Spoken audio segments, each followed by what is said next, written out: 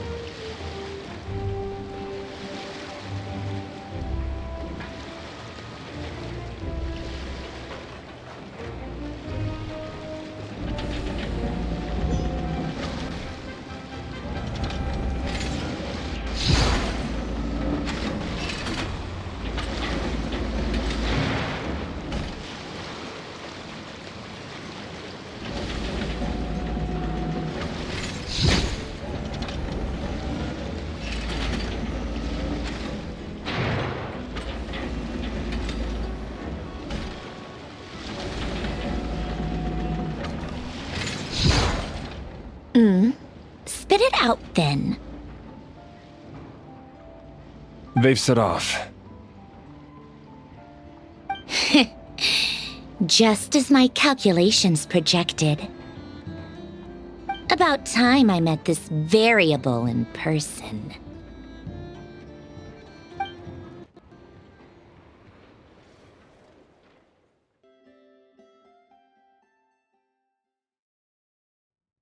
You know, every time we head to a new nation, there's always a point where it suddenly dawns on Paimon. This is it. The next chapter of our adventure has begun.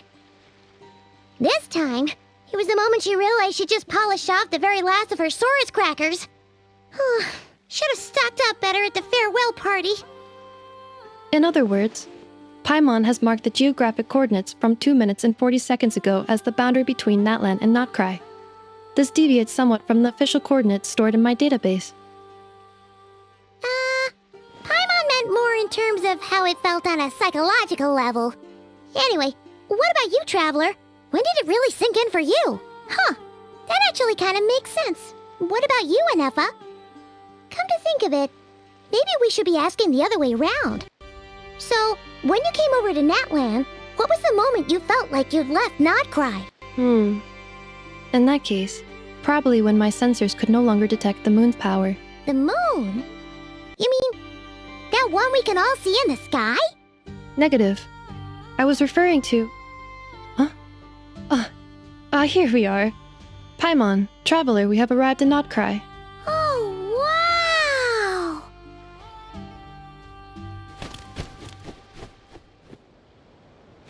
Paimon, Traveler, welcome to Nod Krai.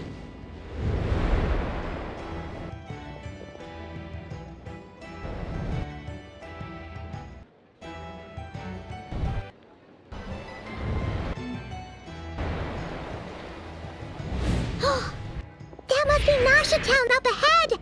That's the place you were telling us about on the way over, right?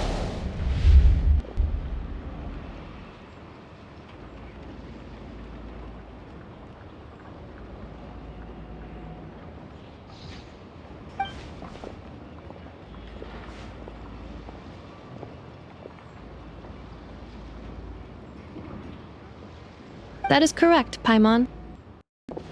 It is also the most bustling commercial hub in all of Nod Krai.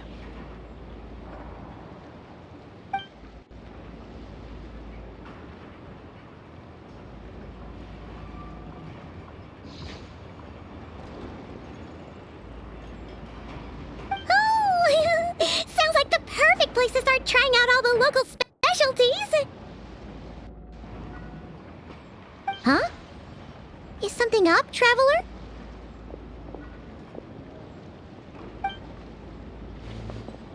Paimon. This is where our spaceship landed when Ether and I first arrived in Tevat. Huh? Are you sure? But how come you've never mentioned that before? Seems pretty important to Paimon. Well, because those memories are really hazy. All I remember is Ether waking me up and us leaving the ship. But just now, setting foot on this land, I felt something. The kind of power I sensed in those moments. Are you referring to Kuvaki? Kuva, what now? The locals refer to it as Kuvaki. It is a unique elemental force found only in Nod Krai, or rather, a pure, primordial form of elemental energy. That is correct. Another similar concept I have found in my database is the primordial sea. Legend has it that long, long ago, the moon that shines in the sky above us once rose from the land of Nod Krai. Modern geological surveys and meteorite studies conducted in the region have since supported this claim. So, when you mentioned being able to detect the moon's power earlier, you were referring to Kuvaki?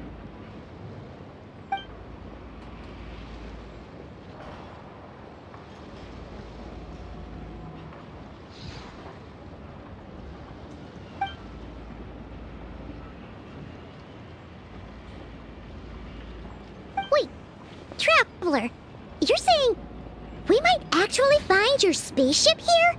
Do you still remember where it landed?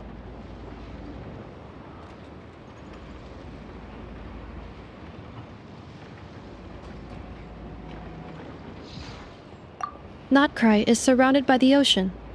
In other words, it could have been anywhere along its coastline.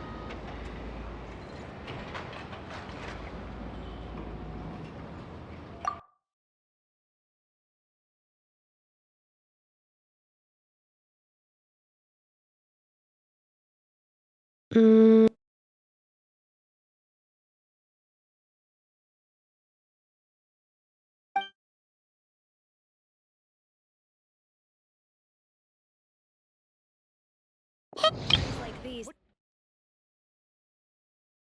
That you've got to stay.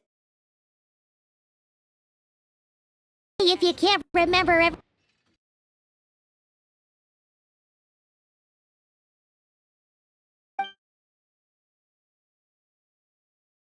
Let's just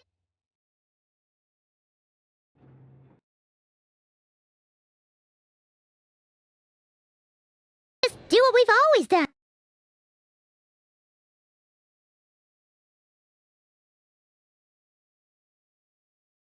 I'd be more than happy to help you out as well.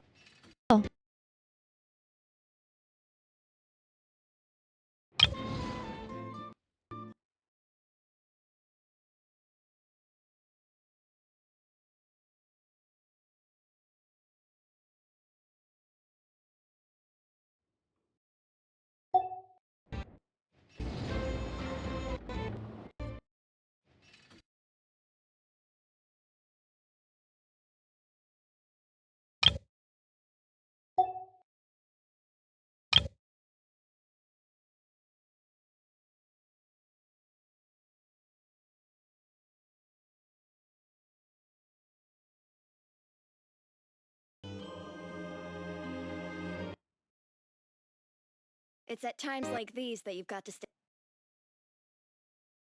extra vigilant. What's going on? What do you mean there's a problem you can't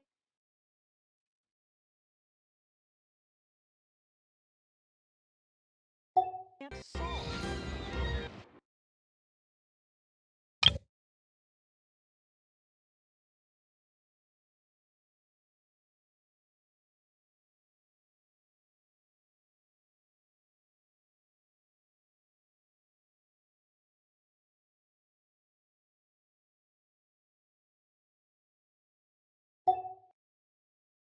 Like we've crossed another boundary?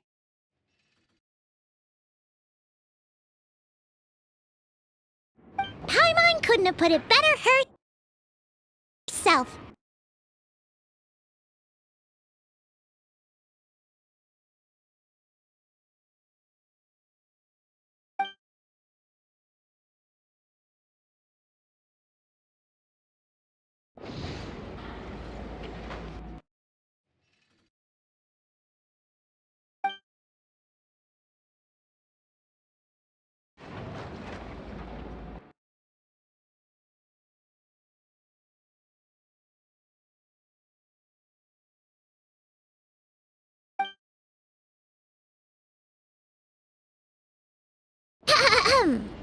Well, as the...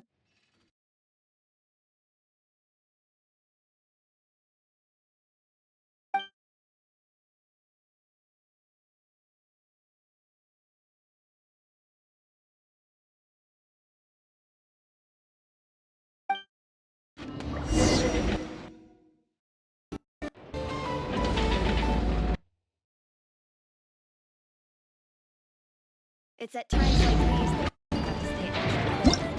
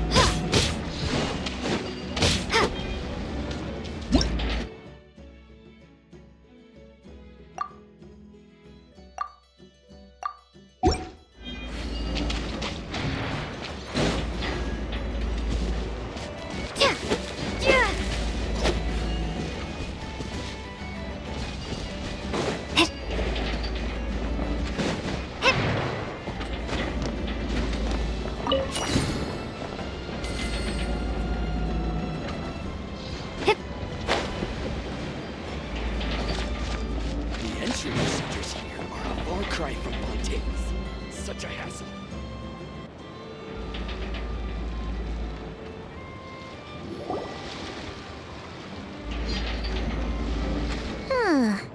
It just occurred to Paimon. If we were looking to put out a missing spaceship commission, or to learn more about Nod Krai, wouldn't it make sense to drop by the Adventurers Guild? The guild is located in Nasha Town. Simply follow this road and you'll reach it.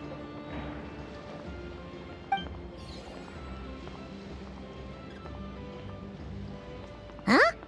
What in Teyvat is that? Looks kinda like a Sealy, floating around in the air like that. That is a kuhenki, a species unique to the land of Nod Krai. A kuhenki? Does she have something to do with the moon, too? Indeed it does. According to the Frost Moon Scions, the indigenous inhabitants of this land, the kuhenki, are said to be familiars of the moon goddess, leading those who walk in the moonlight's glow to things of great importance. The moon goddess? Don't all people here worship the Tsaritsa? Although Nod Krai lies on Snezhnaya's border regions, the people here have held their own unique beliefs since time immemorial. As I mentioned, everything in this land shares a deep connection with the moon and the sky above. The beliefs of the Frostmoon Scions seem to date back to the civilization of the angels. According to the documents in my database, even the 7 Archons did not exist at that time.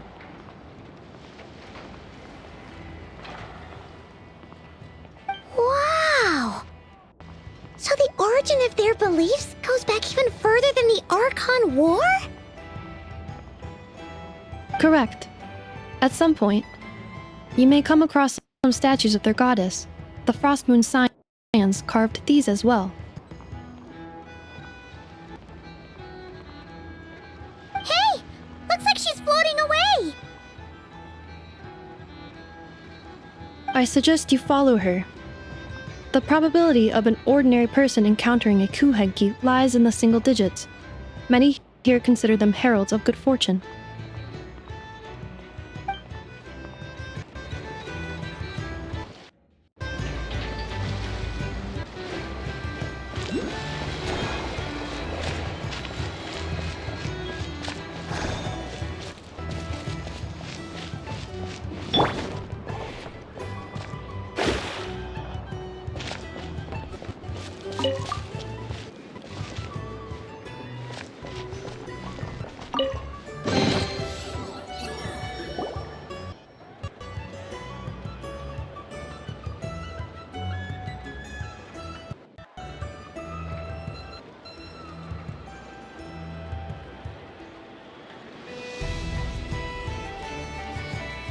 Is this a travel guide?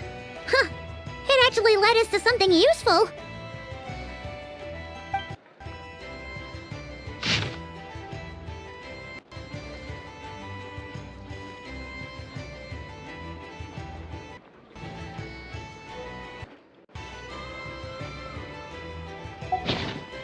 Are there any particular points of interest?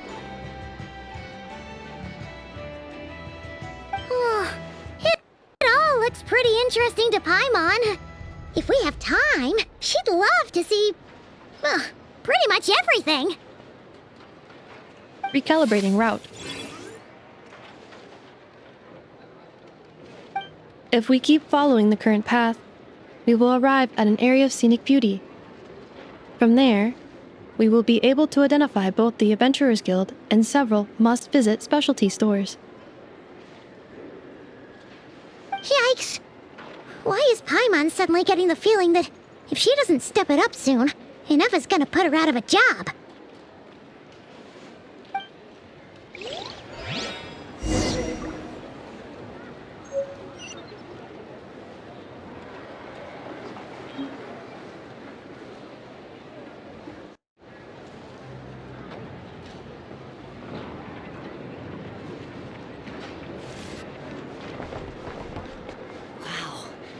This place sure is different from Snezhnaia.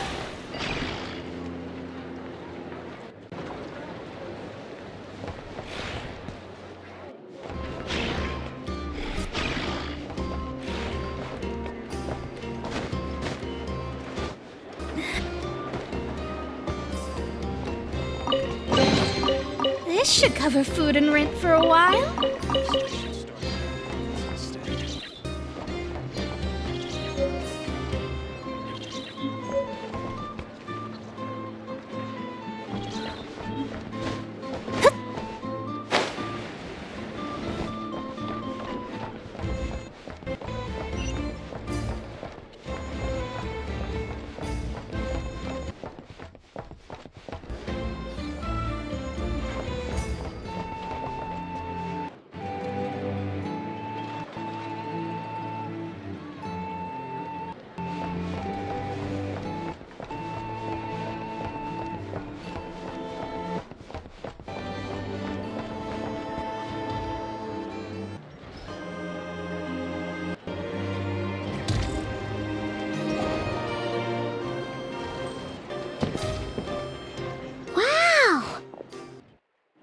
Town actually looks pretty big from here. Feels a bit different than Paimon imagined, though. Which aspects in particular deviated from your expectations? Well, Paimon keeps hearing people describe Nod Krai as an adventurer's paradise. So she kind of thought it'd be a bit more picture perfect somehow. According to legend, there was indeed an era of peace in Nod Krai's past, the age of the Fae. Tales of those ancient heroes are still told today. One of the most well-known is that of the Lantern Fae. This individual performed many good deeds for Nod Krai. The present-day Lightkeeper's nightly lantern patrols are, in part, a tribute to their memory. But then, one day... What happened? There came a devastating abyssal calamity that swept across Nod Krai, and for a time it was left desolate. Heartbroken by what had become of the land they had so cherished, that Fae extinguished their light, just as the abyss had extinguished all hope.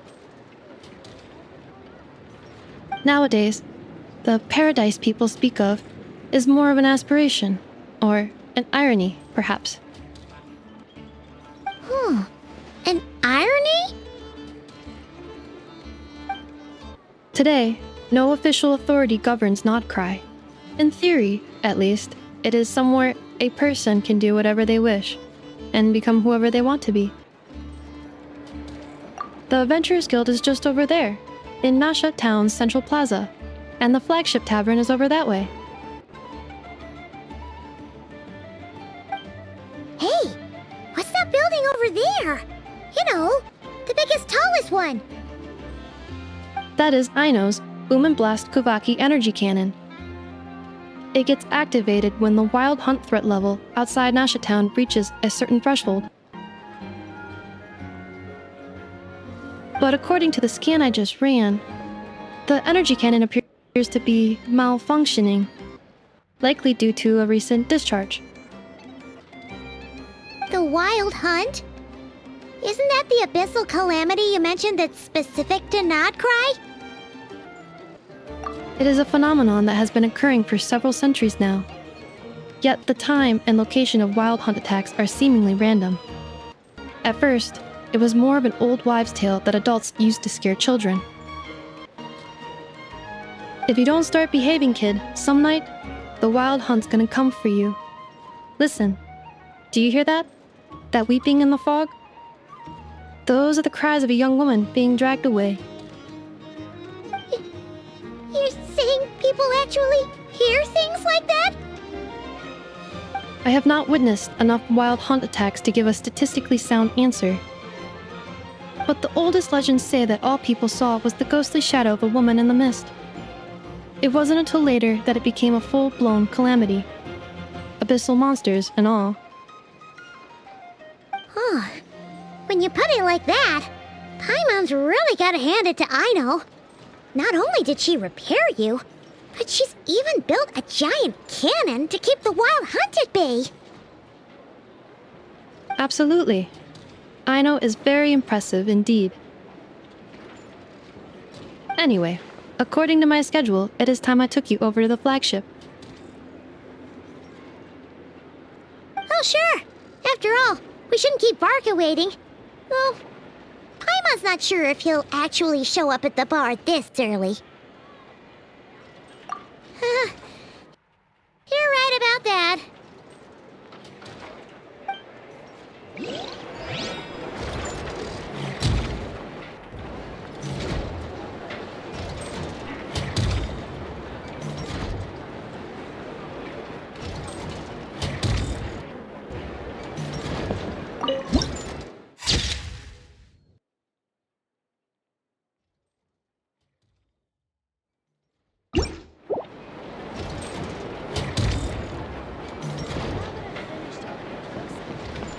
This elevator is inspired by the one in Maritime.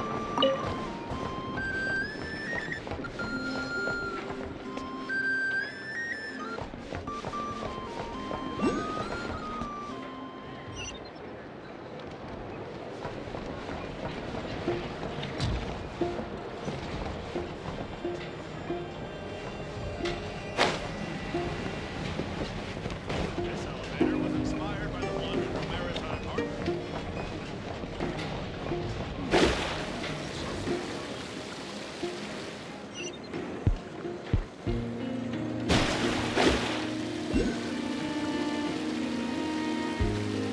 Huh.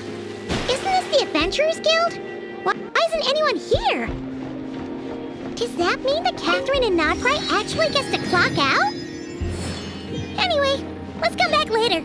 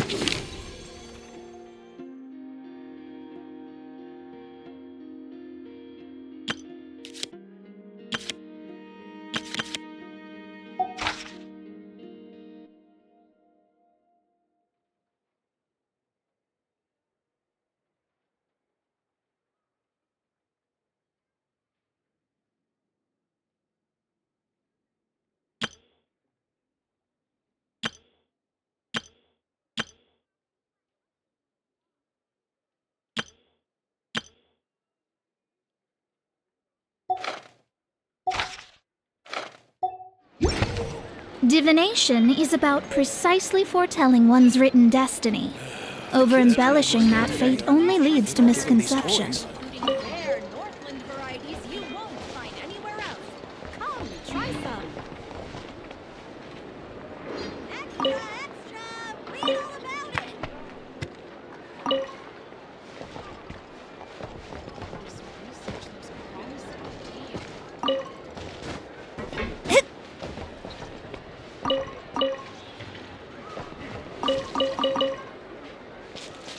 Fruits from every corner of Tibet, including rare Northland varieties you won't find anywhere else. Come, try some. This research looks promising indeed. Come to me.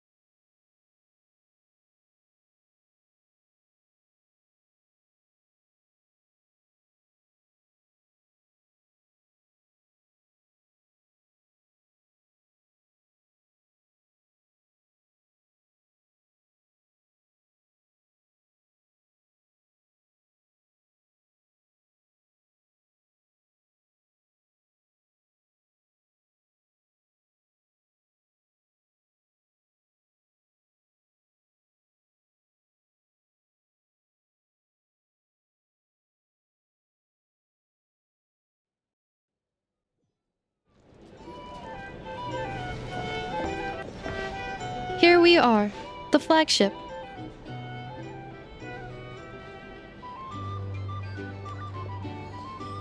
Varka told us to meet him here in his letter, right? Let's see. Varka? Varka!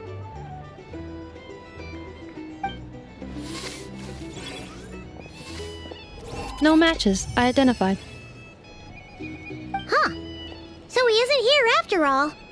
Oh, guess we never did actually say we'd be arriving today. Hey, why don't we go ask the owner? If what they say is true, Varka's drinking prowess must have left quite the impression.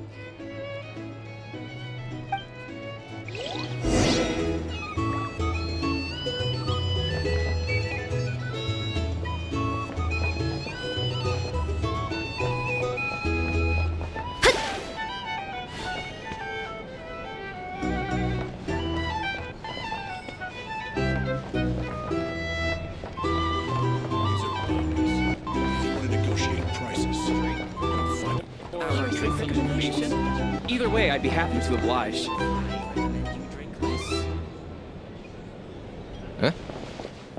Well, well. If it isn't the ineffable Inefa. Hello there, Demyon. You know each other? Of course! Inefa's a regular here at the flagship. So, robots are into booze too? Not at all. The energy conversion efficiency of alcoholic drinks is very low, and most of them are full of impurities. Still, I can affirm that your berries and fried meat deserve a solid 9.12 out of 10. It has Aino's approval too. Funny that you should mention that. While you were away in Natlan, Varka would come in here every day to pick up a serving of berries and fried meat for Aino. Aww. He must have been worried sick that she wasn't eating properly on account of being so hung up about Inefa being gone. Actually it's 'cause Varka found out that Aino went wild after Inefa left, gorging herself on snacks she normally couldn't get her hands on. So it was more worry that she wasn't getting a balanced diet. I think I might have just put my foot in it. Anyway, since you're back from Natlan, these two must be the ones Varka mentioned. The Traveler and Paimon, yes? Yep, that's us. So, from the sounds of it, you must be a close friend of Varka's too. Varka? Goes without saying. After all, he's the only one around here who's ever managed to stay standing after 10 rounds of the roulette special. Paimon can't believe he's made such a name for himself. Though, guess it's hardly surprising how. Right now? Must be somewhere near Anvantinjarvi. That's quite far from here. Huh? Where's that? It's a lake in the northern part of Nod Krai. Word reached him of trouble brewing around those parts, so he took his knights to check it out. Oh. So, we missed him? Varka knew you'd say that. So he specifically told me to make sure you stayed here and enjoyed yourselves. He sends his assurances that everything's under control. Well, if he's that confident, guess our only option is to accept. Anyway, it's not like there's any special cause for concern. He is the Grand Master, after all. Exactly. Plus, not only has he booked you into our finest room, he's paid for it in advance, too. Whoa! That's so generous of him! We might not have met yet, but Paimon's got a feeling that we'll get along with Varka like a house on fire.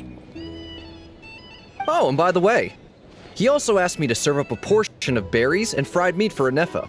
That was prepaid as well. Thank you. No, thank you. I'm the one who should be grateful for your business. Traveler, Paimon, why don't you go ahead and drop off your luggage? I can use this time to go pick up some components that Aino asked me to bring back. Sure thing. Besides, now that we've got ourselves a map, once we're done unpacking, we might as well go for a stroll ourselves. Why don't we meet up again later? Oh, So you no longer require navigational assistance. No worries, we should be fine. We've got a rough idea of our way around town, so Paimon's reasonably confident we shouldn't get too lost. Thank you. This translates into an approximate time saving of 30%, meaning I will be able to see Aino about 45 minutes earlier than previously projected. Oh, right. You must miss her a lot, too. In that case, we better get a move on.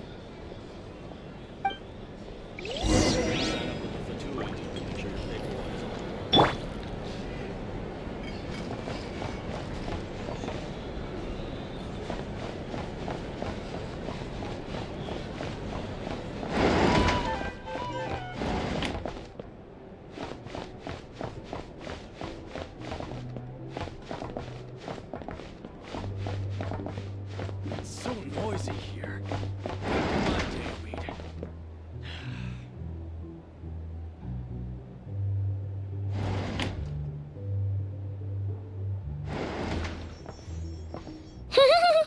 Feels pretty nice having someone sort out our food and lodging for us, huh? But is this really the flagship's best room? It's pretty big, make no mistake, but it looks a little worn out, right? Though, to be perfectly honest, that feels right at home with everything else we've seen of Nasha Town. You mean it's got something to do with Nod Krai's history? Oh, that makes sense. But what exactly was this calamity?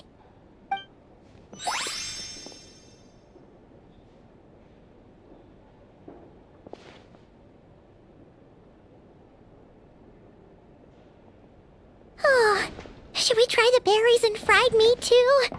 Paimon's getting hungrier and hungrier every time someone mentions it. Oh, sorry about that. Paimon wasn't watching where she was going. Please, there's no need to apologize. If anything, I'm the one who should be sorry. Clearly, I shouldn't have gotten lost in my thoughts in the middle of a hallway. Wait a sec. Are you staying in the room next to ours? Ah, quite the perceptive one, I see. First things first, allow me to introduce myself. My name is Kirill Chudamirovich Flintz, but please, just call me Flintz.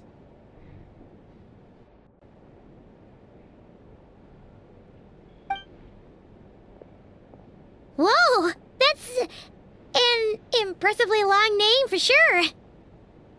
Ah, is that so? Names like mine ought to have been fairly common in Snezhnaya, at least in the past. Would I be correct then to assume that the two of you are travelers in this land? Yep, you sure would be. Paimon is Paimon, and this is the Traveler. We've been to a bunch of nations already, but we only just arrived in Nod Krai today. What a rare honor it is to meet such worldly travelers. Are you here for travel too? If only I had the time to spare. No, I'm just staying the night. Oh, so you're here for business? That's certainly one way to put it. I'm a ratnik of Nod Krai, normally stationed near the burial grounds to the north. My sole cause for being here today was to repair this lantern of mine.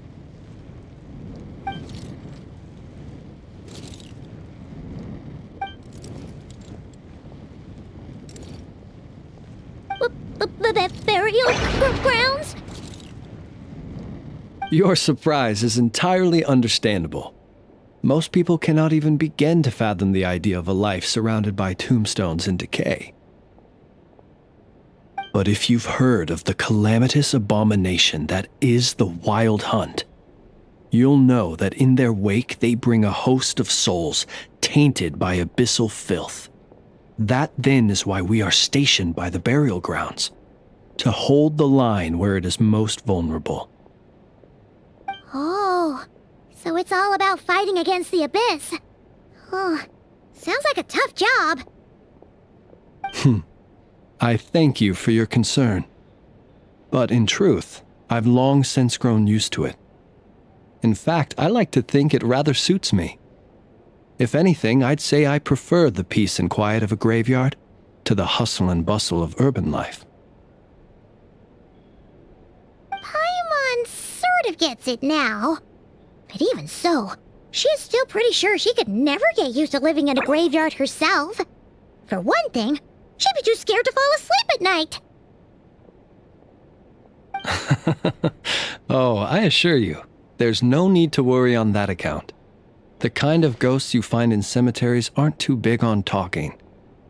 But even when they do, they're usually far more discreet than the living.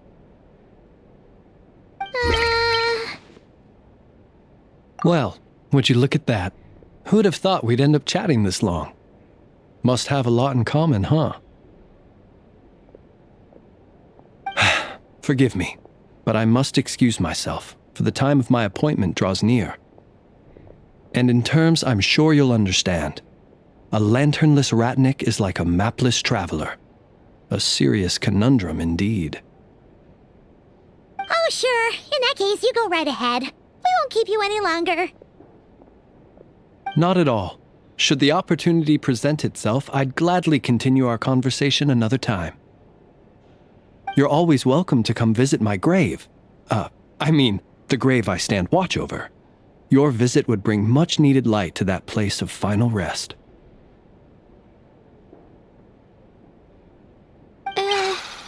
Right. Well, if we get the chance. Then allow me to wish you a traditional ratnik's farewell. See you by the graveside.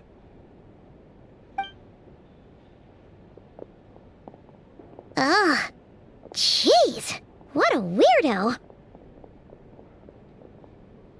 Not to badmouth him at all. In fact, he seemed pretty cultured, but at the same time, kinda spooky? Must be all that time he spent around graveyards.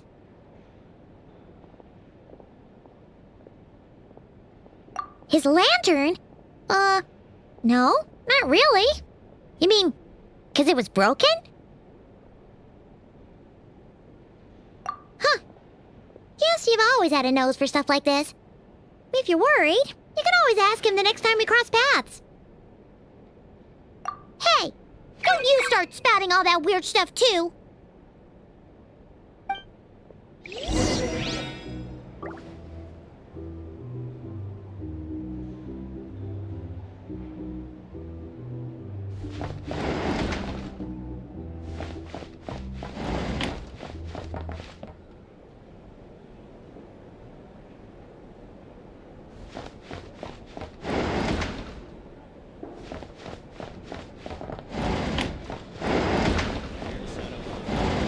Our drink recommendations? Well, for starters, I recommend you drink this.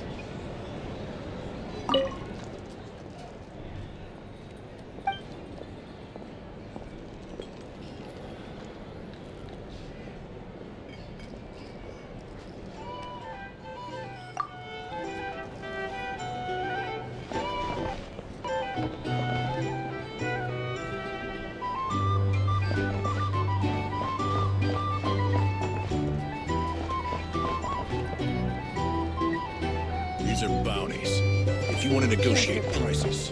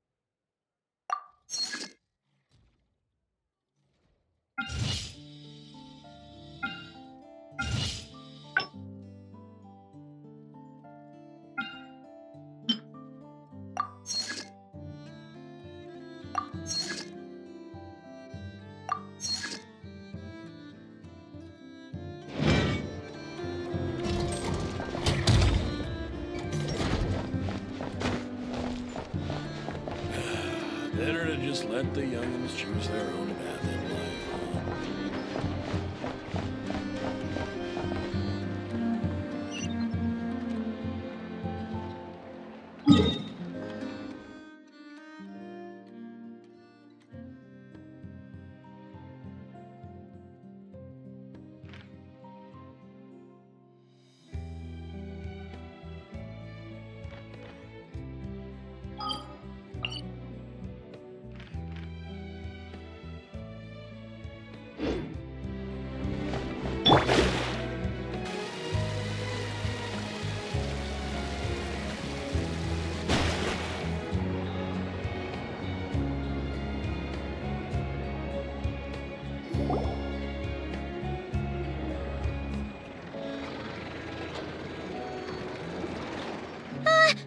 Paimon almost forgot something super important!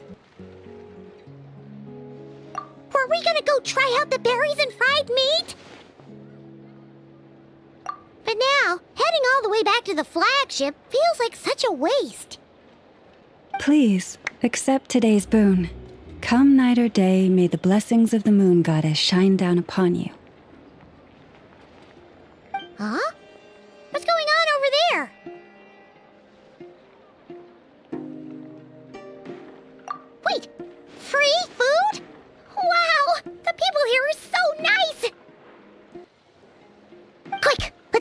too.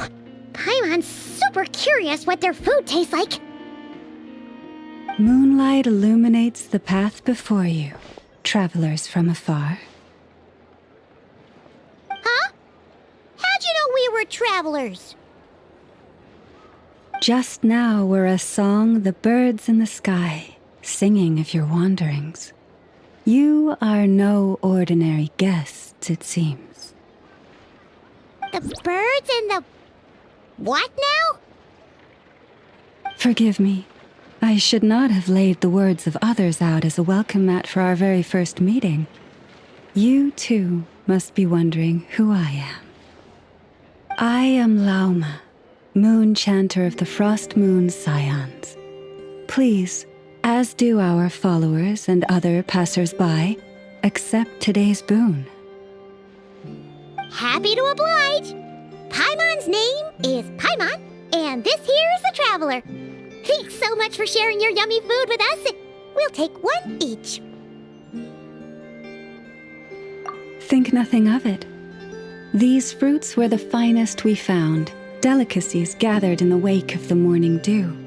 It is my hope that partaking of them may lift your spirits to heights anew. The finest you found? Wow! That sure is kind of you, but wouldn't you want to keep those for yourselves? The first fruit of the harvest must be placed upon the moonlight altar, not as an offering to the gods, but as a spark for lost hunters. For it is the blade of the starving that darkness most easily corrupts. As perhaps you have already heard, we Frost Moon Scions revere and worship the moon goddess. We believe that together, virtue and compassion are the shining light that will lead us all out of the long, dark night. And now, with tides of haughty Fatui swarming into Nod Krai, driven by greed, and greed alone, more than ever before, we must all unite under the banner of virtue. Ha! Look who it is again. Those unsufferably kind-hearted Frost Moon Scions. Got enough for us too? That's right! 2 servings each! We're starving over here! The Fatui! After what you've been doing to our sacred statues, how dare you even show your faces? Wilhelmina, bestow today's boon upon our guests.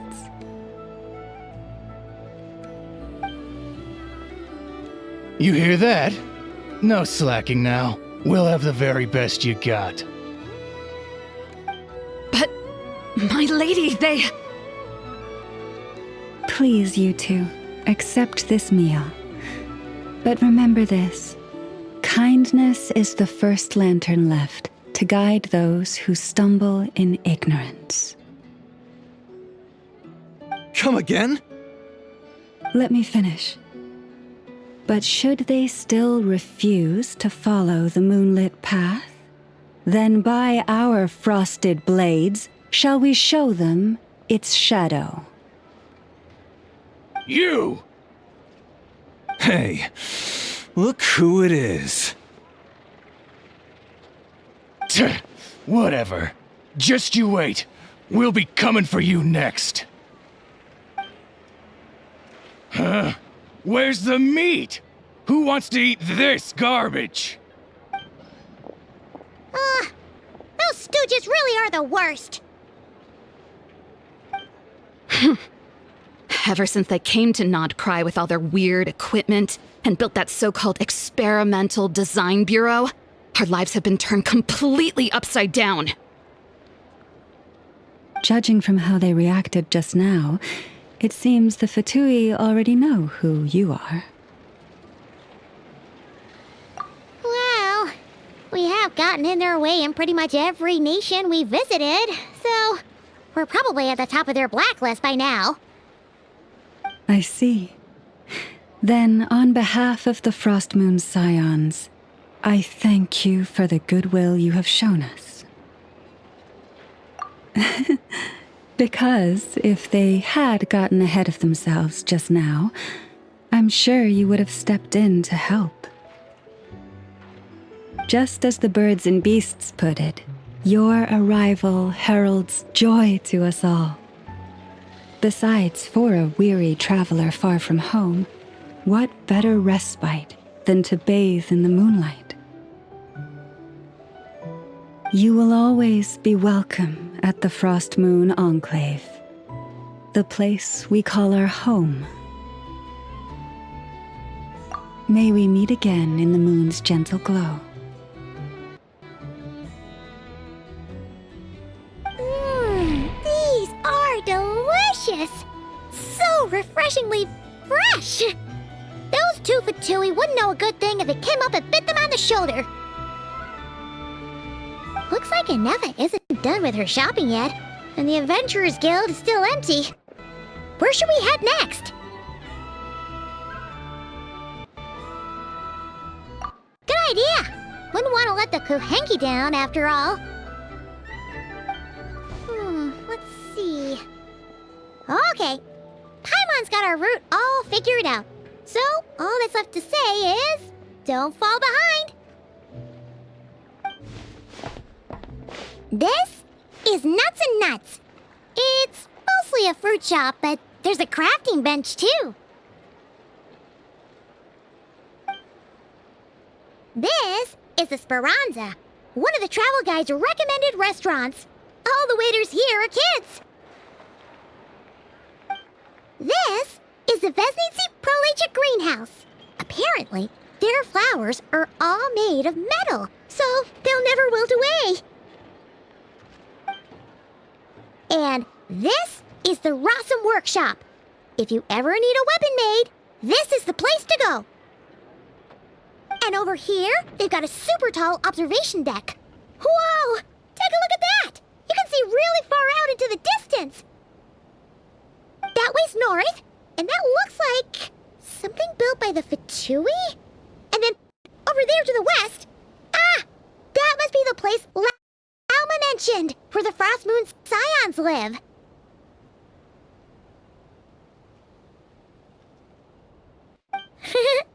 So, what'd you think? Even if Ineva kinda stole her limelight earlier, this just goes to prove that Paimon's own tour guiding skills aren't too shabby either, right? Hey, come on! Would it kill you to compliment Paimon?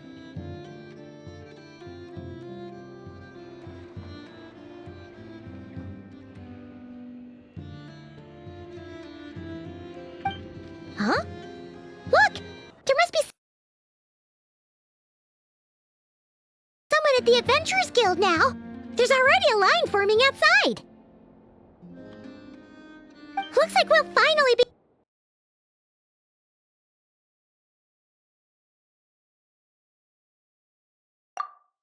able to Where? Which one are you? Oh, anyway, where we go first is completely up to you. Either the Adventurers Guild, or that suspicious-looking shop. A word of warning, though. If we step into that shop, be sure to keep a very close eye on your Mora.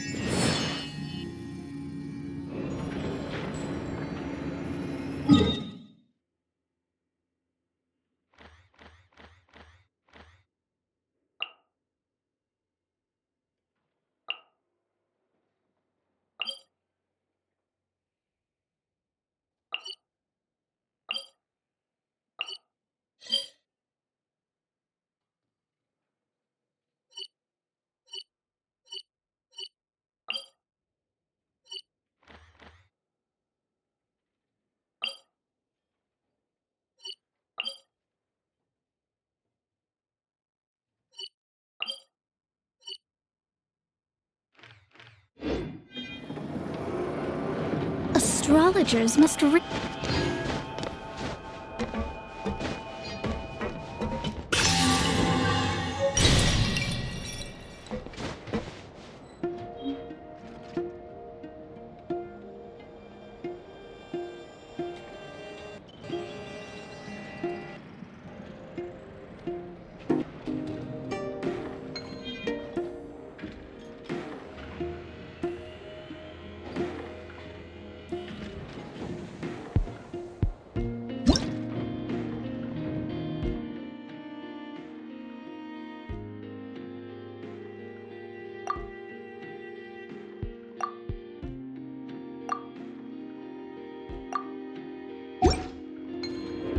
Fate is called as such, for it cannot be changed, nor can it be reversed. It can only but be accepted.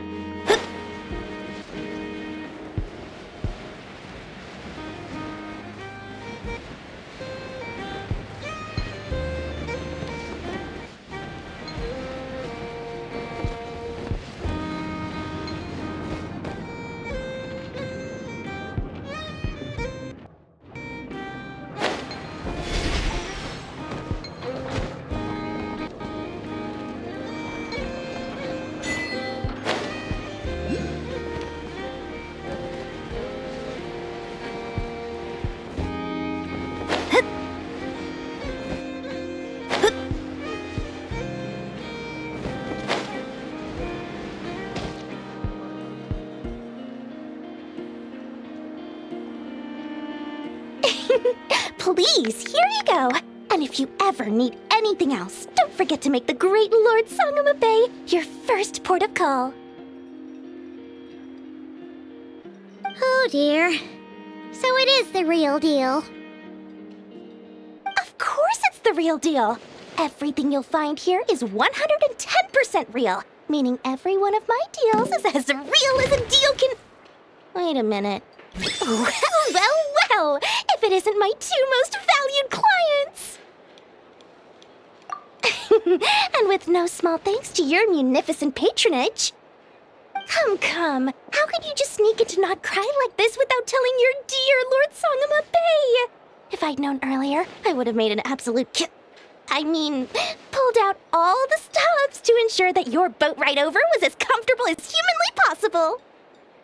Thank the Archons we didn't tell you. Oh, come now! You know as well as anyone how impeccably and conscientiously above board I am when it comes to doing business.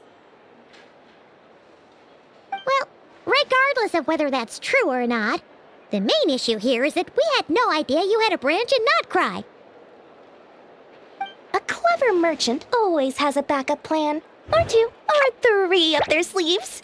As the saying goes, a rabbit with many burrows fears not the hunter's arrows. A merchant with stores galore hears no debtors at the door.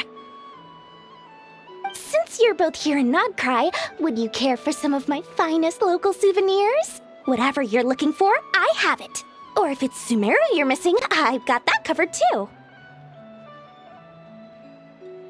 We literally just arrived! Do we look like we're on the hunt for tourist trinkets to take back for our friends? My, your high-minded tastes never cease to impress. In that case, I know just the thing. You must be on the hunt for something like this? What's that? Your hat? Information, of course. Information about Nod Krai. Locked securely in the otherwise impenetrable vaults of the Lord Sangama Bay's brilliant mind. I knew it! I just knew you'd appreciate the value of my wares. On the back of all our pleasant dealings in the past, I'll even take a hit by throwing in some insider info for free. Wow! You sure are feeling uncharacteristically generous today. What do you mean by uncharacteristically? I I'm the most generous person forget it. Anyway, the long and the short of it is this. The moment I set up shop in Nod Krai, it struck me how many different factions there were, all competing against each other for power and influence. Well, as they say, there's no time for business like a crisis. Things got even more turbulent after the Fatui pulled down 2 ancient moons' remnants. People began to catch a whiff of the coming chaos. And the more troubled the waters, the greater the potential profit. Not at all sorry to interrupt, but we're not here for Mora. Oh, really? But surely it was the tales of an adventurer's paradise that brought you here. The chance to take your very own slice of all the latest and greatest business opportunities? In that case, what would you like to know about?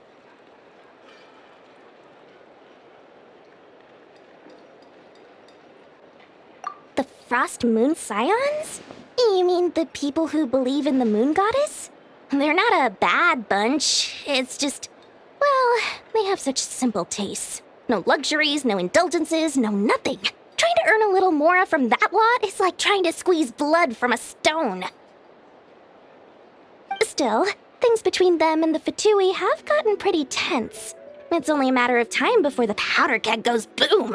And when that happens, that's when business will start to boom too. Oh, they're an organization set up to keep the locals safe. Apparently, they have a long and glorious history, and they're made up entirely of volunteers. But seriously, a volunteer organization in Nod Krai? This place is hardly a magnet for noble hearts. No pay, all work. That's not a business model, and it's certainly not for me.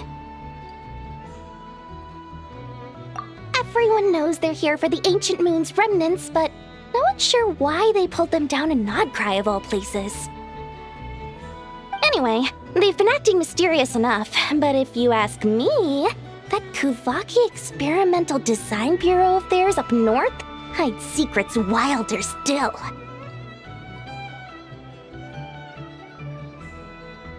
Oh, they're an organization set up to keep the locals safe. But seriously, a volunteer organization in Nod Krai? This place is hardly a magnet for noble hearts. Nope, that bunch of booze-loving monstatters? Ugh, don't even get me started.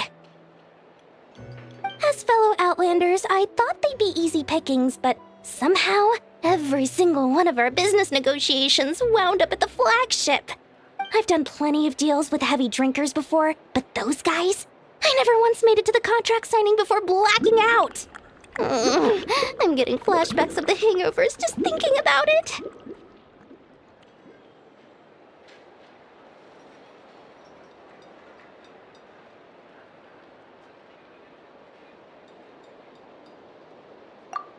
What now? A spaceship? Nope, never heard of anything like that. Don't you two get involved in any big business here without so much as a heads up, you hear me? At the very least, consider letting me in as a key investor. Oh, I almost forgot to mention. Sooner or later, you'll no doubt end up doing business with some other merchants in Nod Krai. And someone's bound to mention a place called the Curatorium of Secrets. Listen to my advice. Do not, under any circumstances, go there, no matter how much trouble you're in. The Curatorium of Secrets? What do they get up to there? Just a place that handles all kinds of disputes. But the owner will charge you an absolute fortune, and she has a temper to match. Nothing like your friendly neighborhood, Lord Sangama Bay. You're not just saying that to stop your competition from undercutting you, right? When did that little pipsqueak get so sharp? And after I gave them all that info for free just to win them over. What do you mean? Of course not. I'm only thinking about your wallets. I mean, on behalf of your wallets. You're really not convincing anyone, you know. All right. Business is a cutthroat business. I won't argue with that. But I'm not lying about that boss lady. Not only did she make it into my top 3 people not to mess with in Nod Krai, she's also in my top 3 people most eager to trade in favors.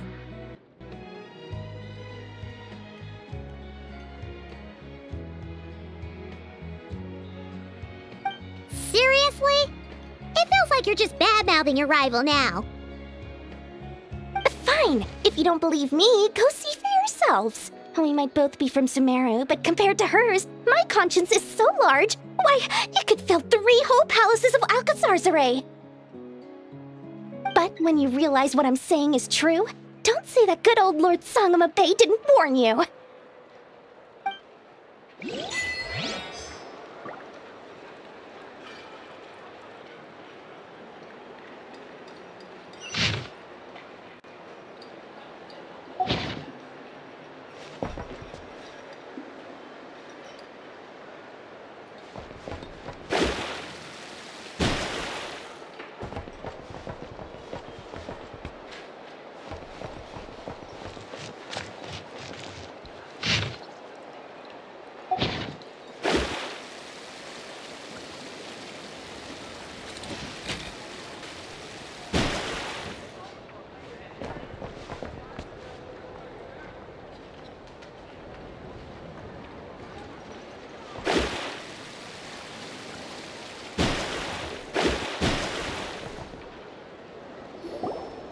Lucky us! The line seems to be gone now!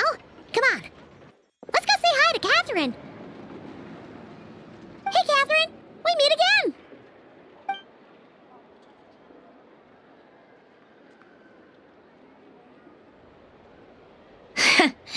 How ridiculous. Huh? They often say that mortals, shackled by their own flesh and blood, may fail to perceive the truth of this world, even when it is right beneath their very noses. Yet I had not expected to have the pleasure to witness such heights of absurdity firsthand. But Paimon must have gotten the wrong person? At second glance, you do seem a bit younger than Catherine, and you certainly sound a lot less friendly. A creator might forgive ignorance, but being mistaken for one of my own creations is beyond all pardon. Look very closely, for standing before you is none other than Marionette, 7th of the Fatui Harbingers.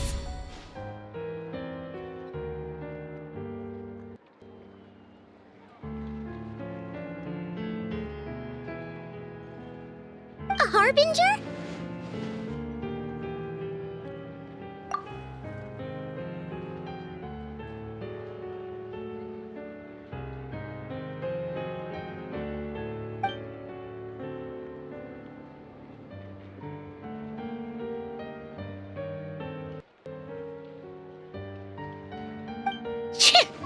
Today's encounter is merely a courtesy call. A friendly warning, if you will. You interfered with my work once before, with that little robot. I let it slide. After all, it was nothing more than a distraction, a side project at best. But we are in Nod Krai now, and as such, I strongly advise you not to stand in the Fatui's way. Otherwise, the next time we meet, I might just have to drop all this meaningless etiquette. Oh, please. You've got some nerve coming out with barely veiled threats like that. You're the one stirring things up here. Oh, perhaps you have misunderstood. Just because Nod Krai lacks a ruler at present, that does not mean it should not be ruled. We Fatui are simply establishing a new order. Yeah, right. More like shady experiments, judging by your massive, creepy research facility. I've said what I came to say. What you do next, only you can decide. So why don't you start by using your already limited processing capacity to calculate your even more limited options. And, being the refined young lady that I am, I shall indulge you just this once. Ad Astra Abyssosque. Welcome to Nod Krai, Dominion of the Fatui.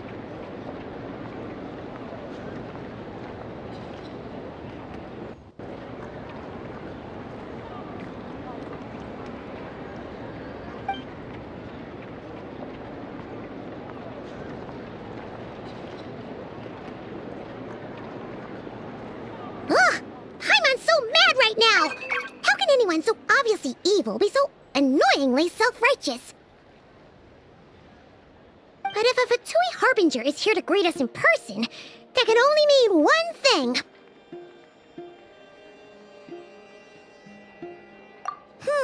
We'll have to be extra careful from here on out. Paimon hates feeling like she's being watched. Hey! The real Catherine's back! Ad Astra Abyssosque. Welcome to the Adventurers Guild. How may I help? I will do everything I can to assist you. Oh, you're so much nicer to talk to, Catherine. Please don't leave us again, okay?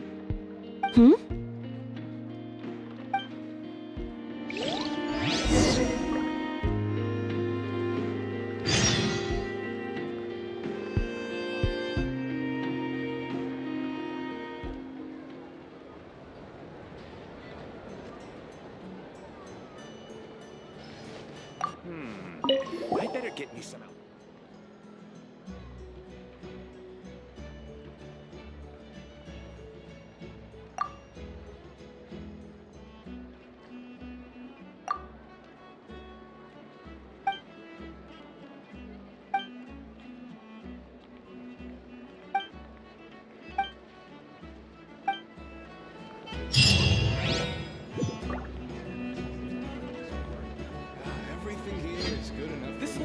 Nothing but promise for adventurers from all walks of life. Ad Astra Abyssosque. Welcome to the Adventurers Guild.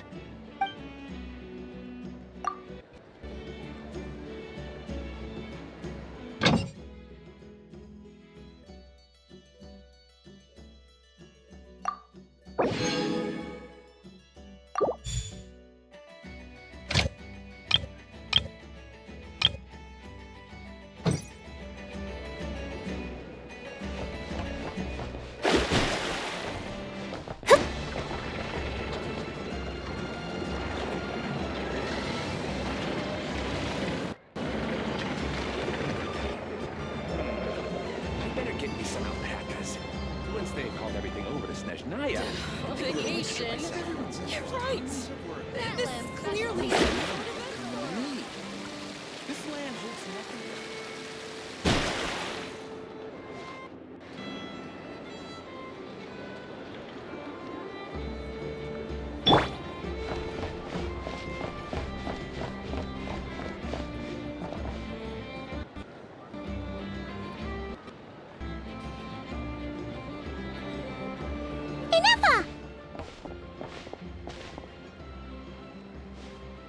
Hello. I was just about to start tracking your whereabouts. Did you manage to get everything Aino asked for? I did. What about you? Do you need me to navigate or introduce any more places around town? Not for now. We've seen most of it already. We probably need some time to process everything we've learned, though. Any progress with the spaceship? No. Catherine came back just now, so we asked her, but even she hasn't heard a thing. One possible explanation is the vast stretch of time that has elapsed. Additionally, given the limited resources available in Nod Krai, it is entirely plausible that the wreck was scrapped for parts, or even mistaken for a pile of broken machinery. Aww. Understood. In that case, why don't we go ask Aino together?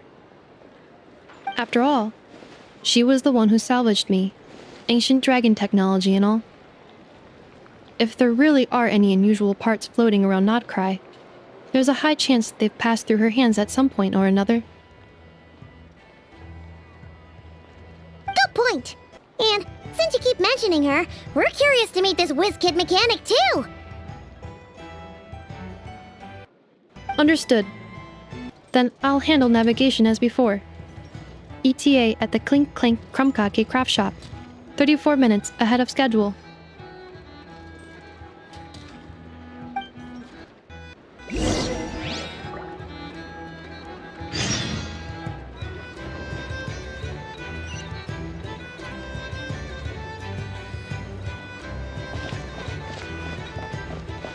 See? I checked absolutely everything.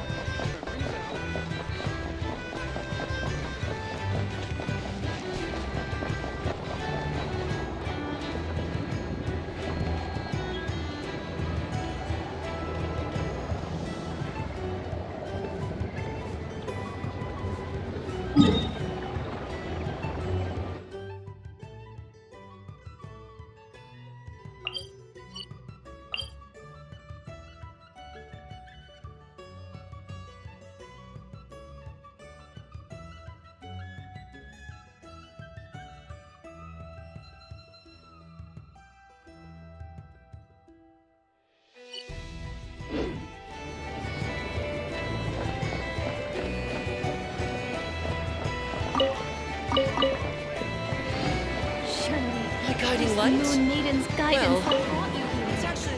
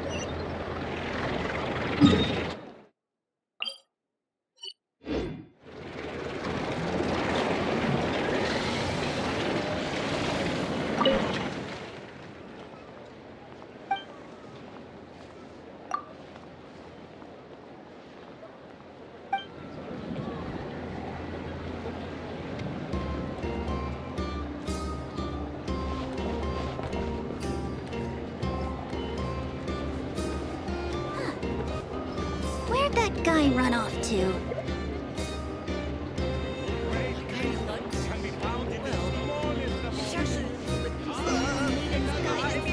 Praise the Moon Maiden!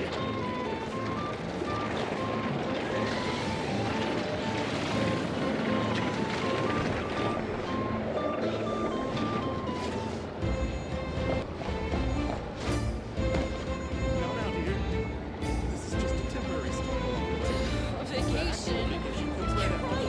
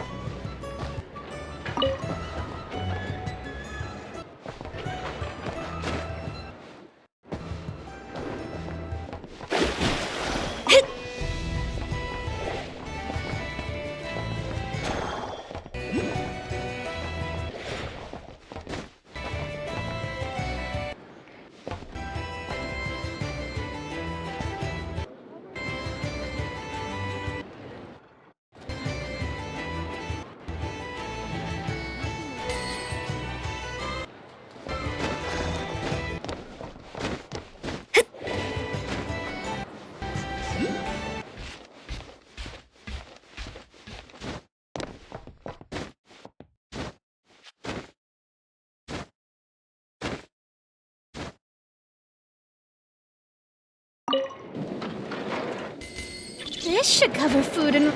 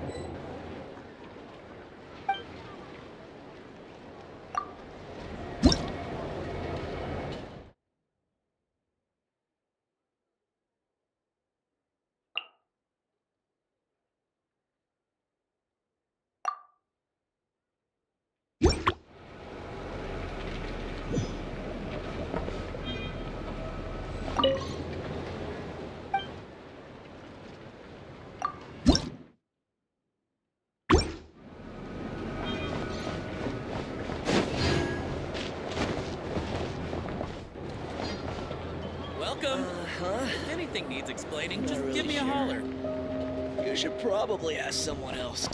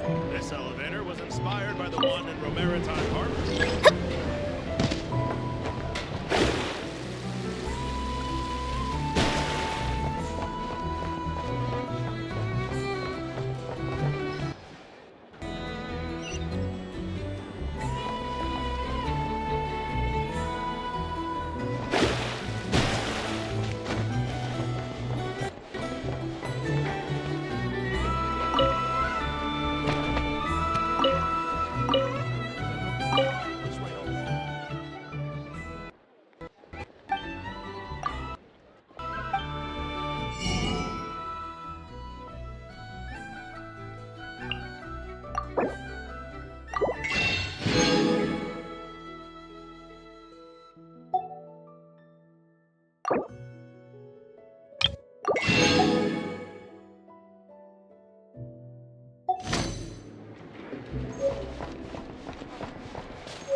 may have lost a few memories, but I guess.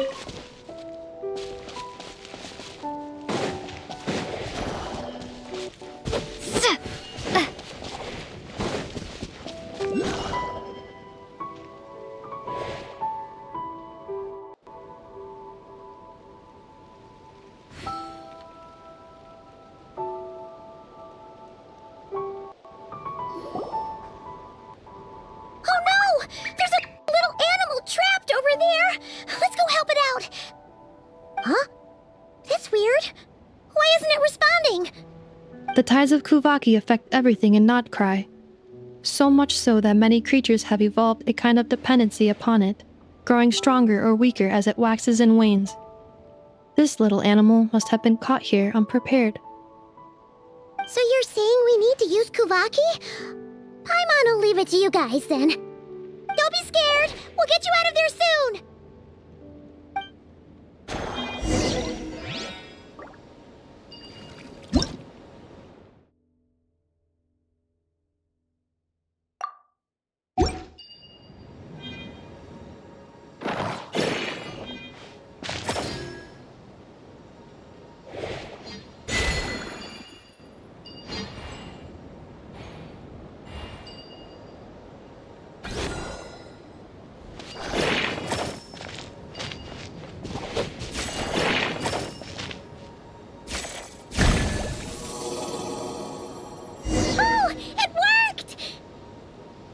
Off you go now, little one.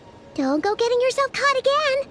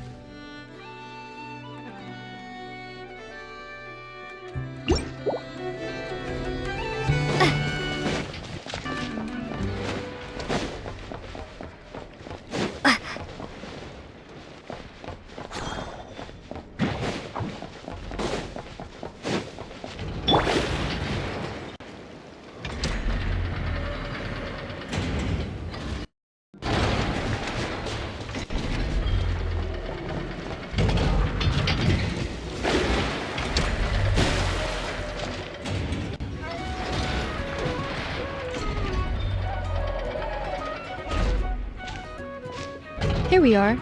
The place Aino and I call home. Whoa! So many machines that Paimon's never even seen before! And then there's all these little robots. Did Aino build them all? That is correct. It looks like Aino has created 3 more little bots since I've been gone. Aww. Well, you were gone for quite a bit. She must have missed you. I missed her too. I want her to see what I've become. Let's not keep her waiting any longer then. Come on!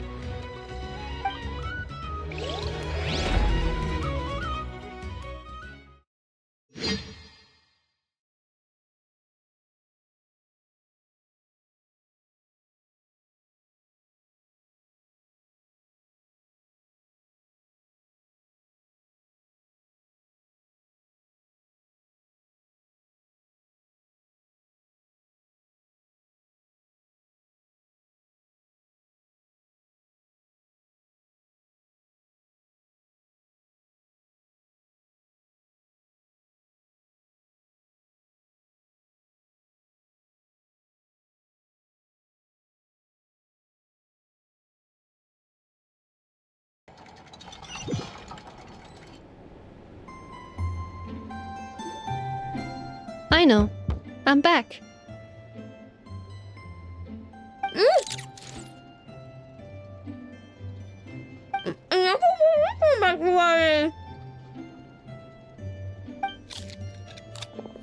Hmm?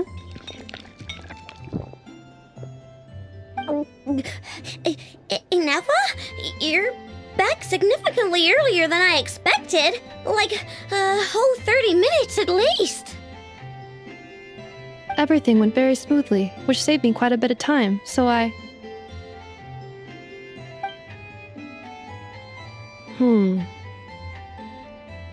I know. Could you turn around for a moment?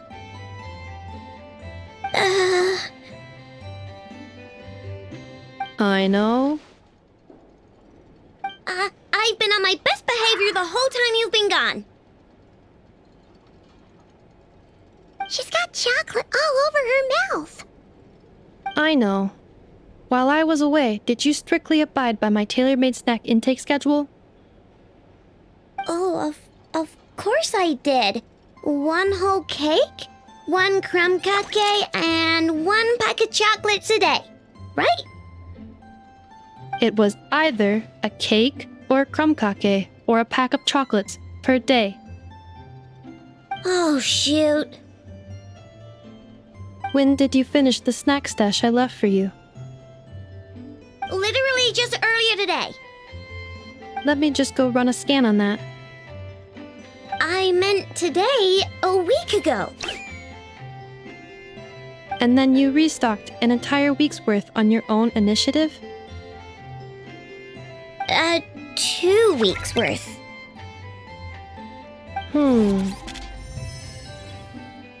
Why does Paimon feel like the roles in this household are pretty much the opposite of what she imagined? Calculation complete. Aino's recommended snack calorie intake for the next 4 weeks. 0. No fair! You're a meanie, Nefa. This is what happens when you break an agreement. Oh, come on! Don't do this to me! I only ate a teeny bit extra every day. Just a teensy bit extra. That is objectively not a teensy bit extra.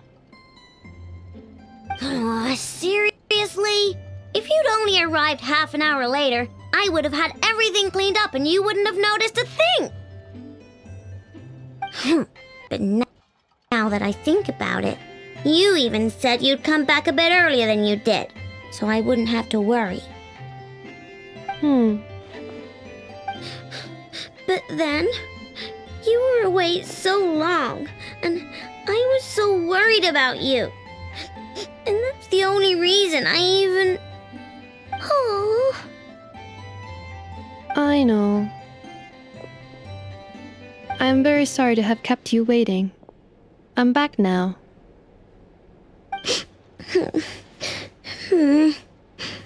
Welcome home.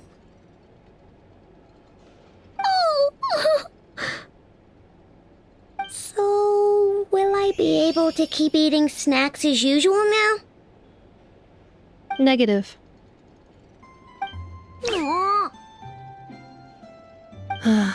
Okay. Well, given that I am later than I initially projected, I'll let it slide. But just this once. Thanks, Nefa! You're the best! I know. Allow me to introduce. It's the honorary knight and Paimon! I know. Uncle Varka talks about you guys all the time. Nice to meet you, I know. And Nefa's told us all about you, too. Huh? Really? She actually said that about me? Well, she's not wrong. Oh yeah, so, you're here to see Uncle Varka, right? A couple of days ago, he suddenly said he had to head out on business, and that he might not be back for a while. He asked me to let you know if I saw you. Yeah, we heard about that at the flagship. Did he say what he was doing? Nope. just told me to take good care of you guys and make sure you feel right at home. Oh, shoot. Please, take a seat.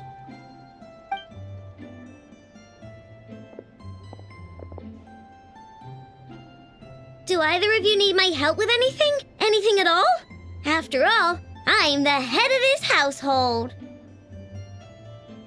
Sure wouldn't know it from that snack tantrum she just threw.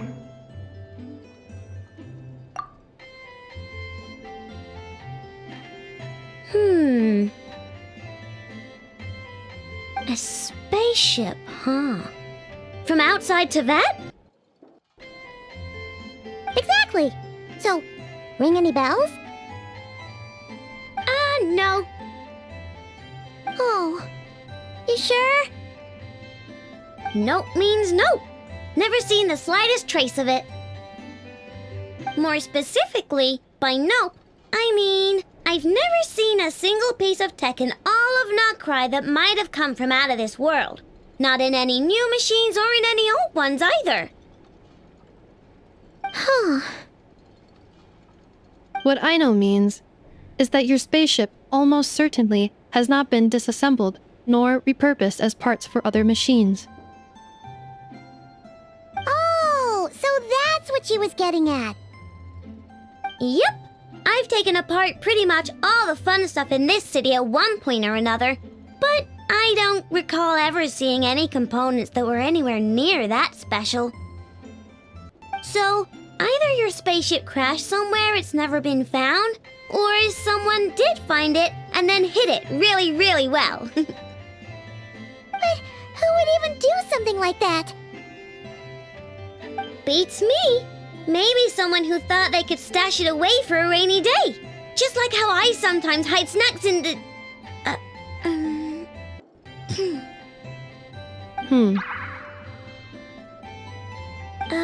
Anyway, long story short, I definitely haven't seen anything like that. Besides, sounds like it would practically be ancient history by now. If anyone still has any leads on what really happened, it'd be the Frost Moon Scions. The Frost Moon Scions? Huh? Haven't heard of them yet? Didn't Inefa tell you about their rituals? There wasn't enough time to delve deeper into their history and traditions. What kind of rituals are we talking about? I've never actually seen them myself. Just heard bits and pieces here and there. They say that each of their moon chanters has had access to an ancient relic that lets them see the true past. Not sure exactly how it's meant to work. I can't get my head around anything that can't be explained by either machines or science. And to tell you the truth, I don't like it much either. Looks like we'll have to try our luck with the Frost Moon Scions. Aw, leaving so soon? Sure you don't want to hang out a little longer? It's getting late, I know, and these two still need to head over to Hisi Island. It would not be convenient for them to linger much longer. Aww. Alright then. Don't worry. We'll be sure to drop in on you as often as we can. Really? You promise? Sounds like my type of visitors. I'll be staying to look after Aino today, so I won't be going with you. Hey, don't sweat it. We'll find our way just fine. I'm glad to hear that. Also, I must admit, I have very much missed the charging bed that Aino made for me.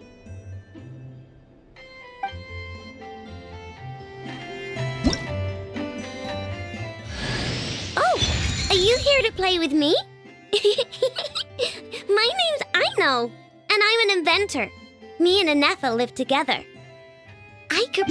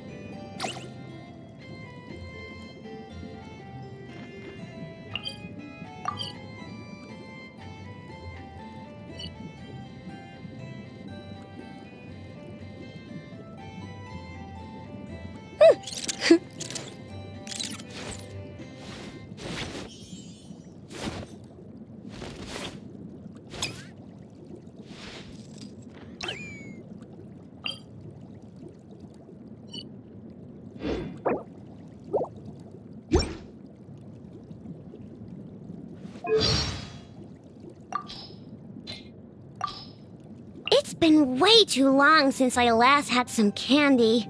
My brain's grinding to a halt, like a rusty machine. Oh, that's it! I'm having 5 whole crumb cupcakes for dinner tonight, and nothing's gonna stop me, not even Nepha's super angry mode. Oh, are you here to play with me? My name's Aino, and I'm an inventor. Me and Nepha live together. I could probably eat all the cakes and cookies in the world because I love them so much. But my favorite kind of all is Lockaberry Crumb Cake. Come visit my Clink Clank Crumb Cake craft shop whenever you want. Anyway, that's me. What about you? Tell me something about you, then we'll be friends. Don't. I got a Nepha to make breakfast for you. It's a selection of mini cakes. They're really sweet and super tasty. Huh? Cake crumbs at the corners of my mouth? Oh, those are just, Alright, I'll tell you the truth since you're my friend and all. I'm sorry. I went ahead and ate my ones already. You'll split yours with me? Amazing! In that case, I'll split my... In fact, here, you can have all my fruits and veggies. Look, this, you want, why is it that it's, red, split me, ding dong, look, a rainbow, ding dong, water bomb, splash attack, all right. Cheater! Don't look at me. Ow! Yay! Don't worry. I know. Looks like... All right. You've had your fun. Enough, meanie. Let me down, I know. Present.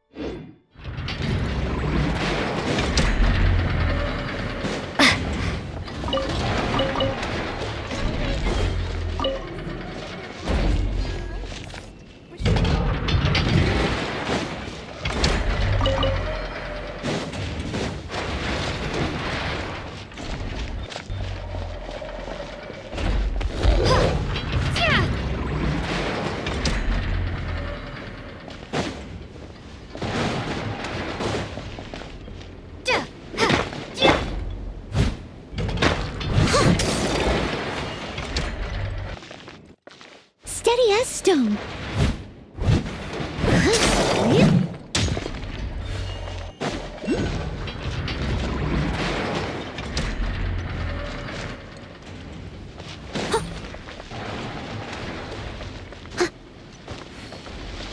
Someone needs assistance.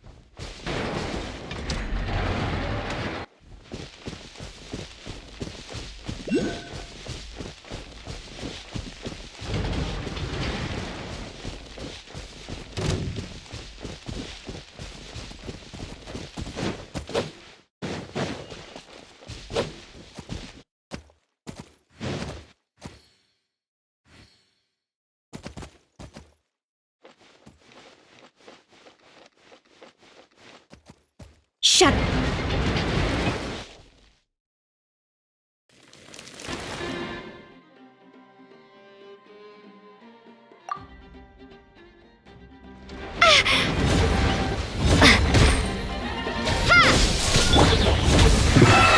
Wind, hear me.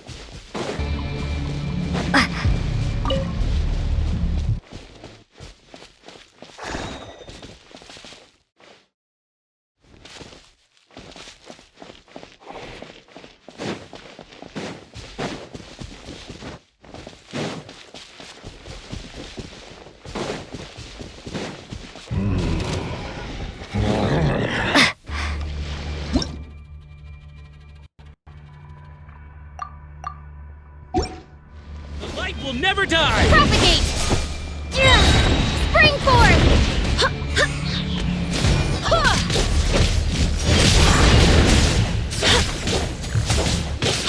I stand against the long night and purge the darkness! I swear by my sword! I must leave no stone unturned. Like the north wind!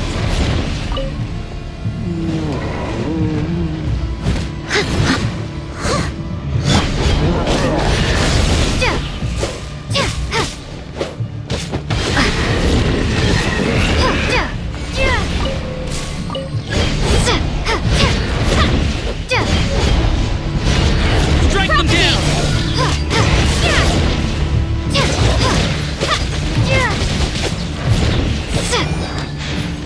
I stand against the long night and purge the darkness!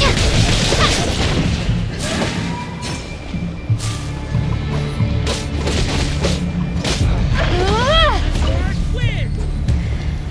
Strike them down! Let me swear! Decided by destiny!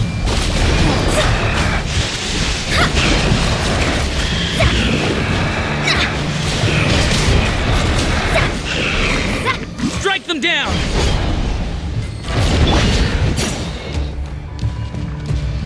I stand against the long night and purge the darkness!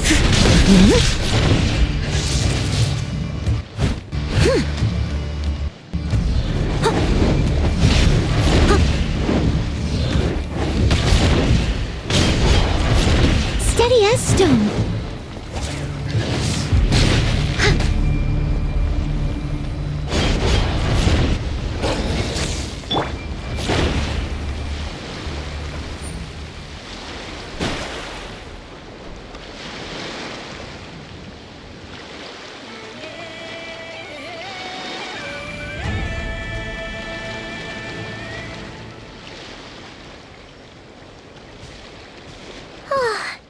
Anafa and Aino reunited like that sure was heartwarming.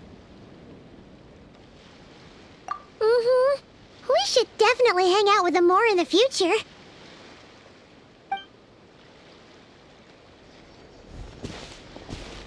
Speaking of homes, we must already be close to where the Frost Moon Scions live. The vibe here feels different, just like the scenery.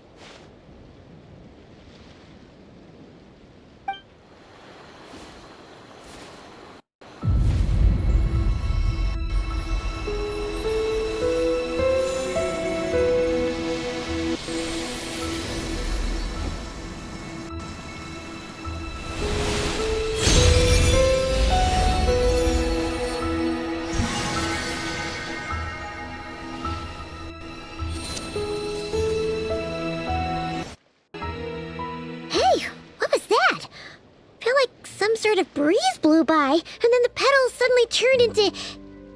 Huh? Is that a Kuhenki? She looks different from the ones we saw before.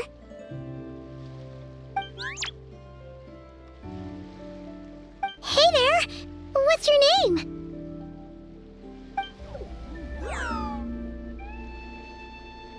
Huh. Doesn't seem able to speak.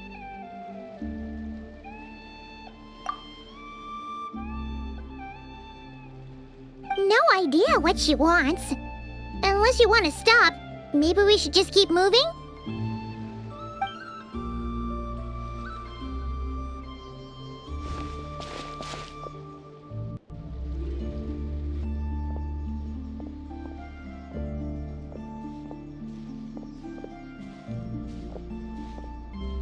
She's following us! Go on. Go on now. We've got stuff to do. Best you find someone else to hang out with.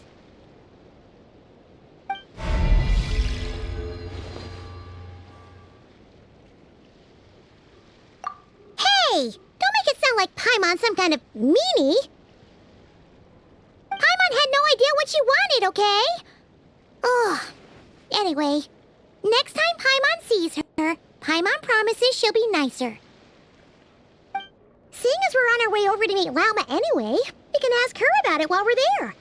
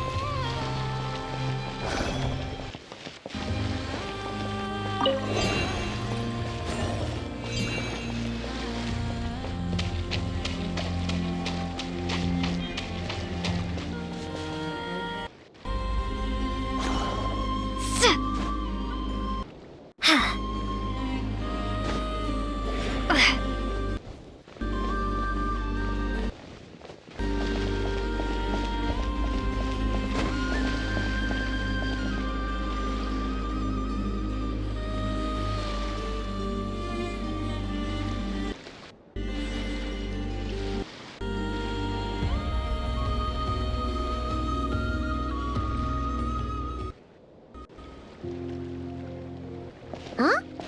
Hey, look! Isn't that Lauma? The moon chanter? Let me take a look at your wound. You must be more careful. Doesn't matter how much of a rush you're in, your safety always comes first. Oh, you're back too. How was your day?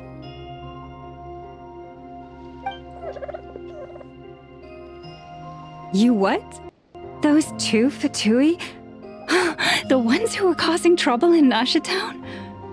You went to teach them a lesson? And you put that in their food? You naughty little thing! How could you do that?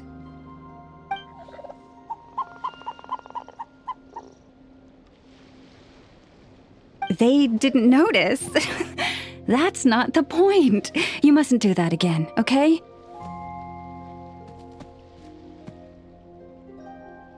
Next time, at the very least, bring a few of your friends along too. You'll be an easy target if it's just you on your own. Hey, Lauma! Still remember us? Oh, it's the Traveler and Paimon, isn't it? Welcome to Hisi Island. Not at all. Those who come with kindness in their hearts are always welcome with the Frost Moon Scions. Were you just talking to those animals? I was indeed. The Frost Moon Scions' bloodline is unique, for throughout our history, there have been many among us who could communicate with all living things. What was that? Oh, is that so? She says she was trapped in a plant earlier, and that you were the ones who rescued her. She wants me to thank you on her behalf. Oh, it was nothing. Barely lifted a finger. If you both are free, why don't you join us at the Frost Moon Enclave for dinner? Consider it a small token of thanks for your kindness. We'd love to! And actually, We had something we wanted to ask you anyway.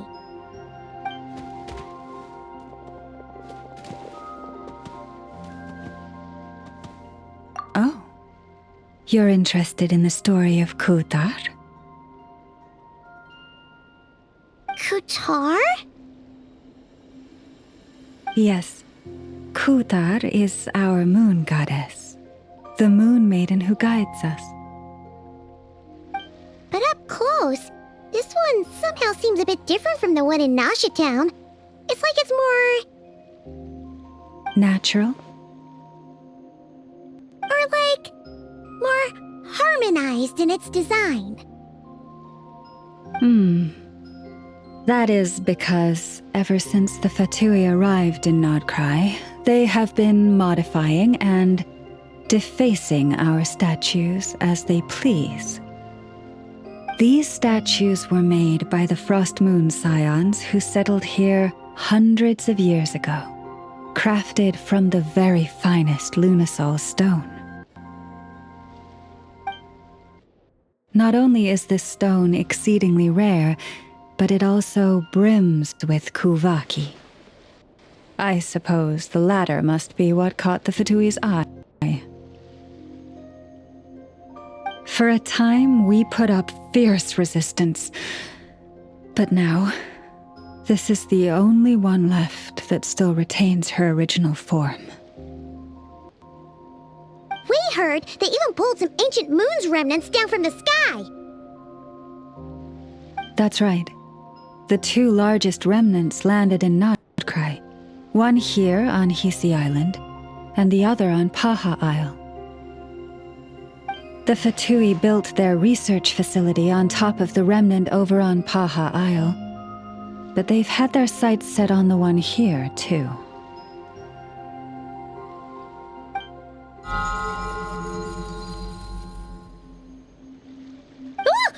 Oh! It's that little Kuhenki again! Surely that can't be. Hey! We've been wondering what was up with it, too. It just appeared out of some petals and hasn't stopped following us since. No, that is no ordinary Kuhenki.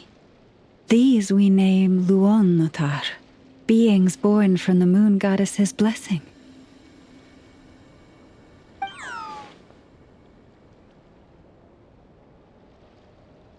Can you understand what it's saying? We honestly haven't got the slightest idea why it's been following us. I'm afraid not. I cannot fathom its thinking any better than you can. Sometimes a long time must elapse before the moon goddess's blessings turn into Luonnotar. Perhaps you two were simply there to witness that transformation. Oh, maybe. Legend has it that the Luonnotar bring good fortune. Given that it seems to have taken a liking to you both, why don't you let it come along with you? Really? Then you can start by helping us find some more treasure chests along the way. Capiche?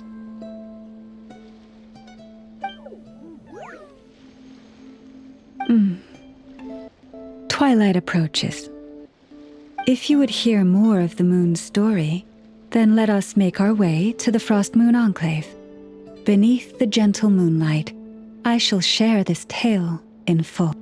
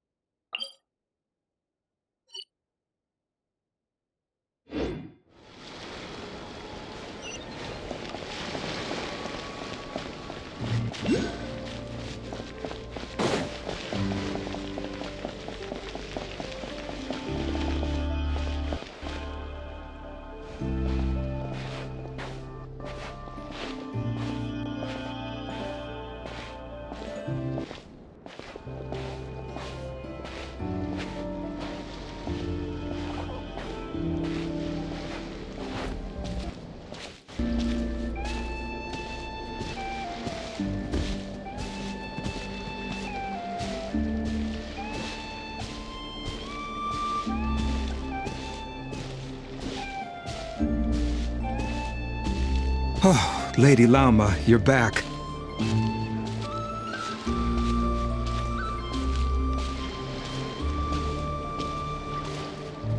Come day or night, may the blessings of the moon goddess shine down upon you.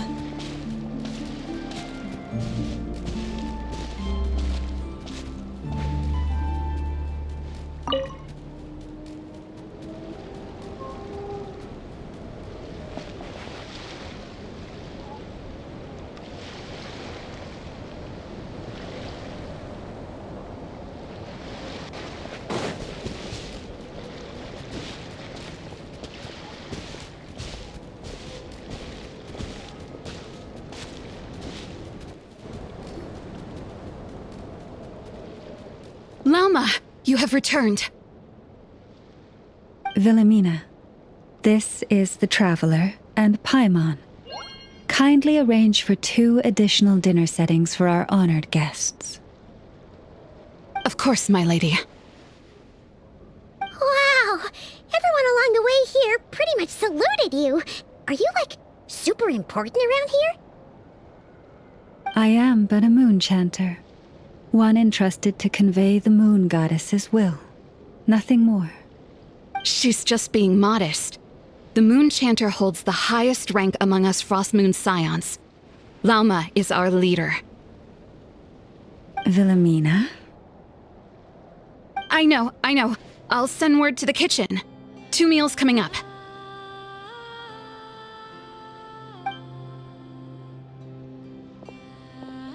Whoa!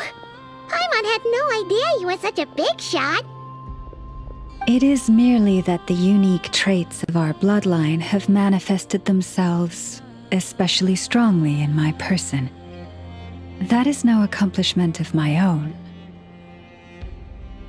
Please, follow me this way.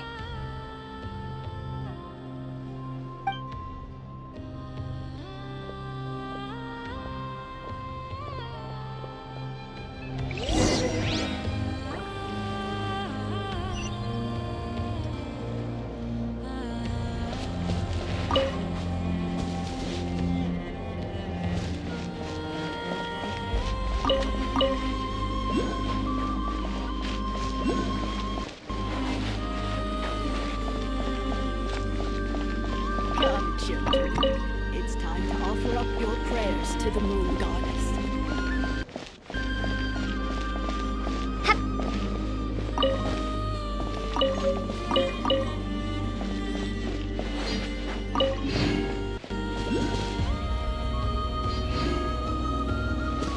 There we go. Another task done and dusted.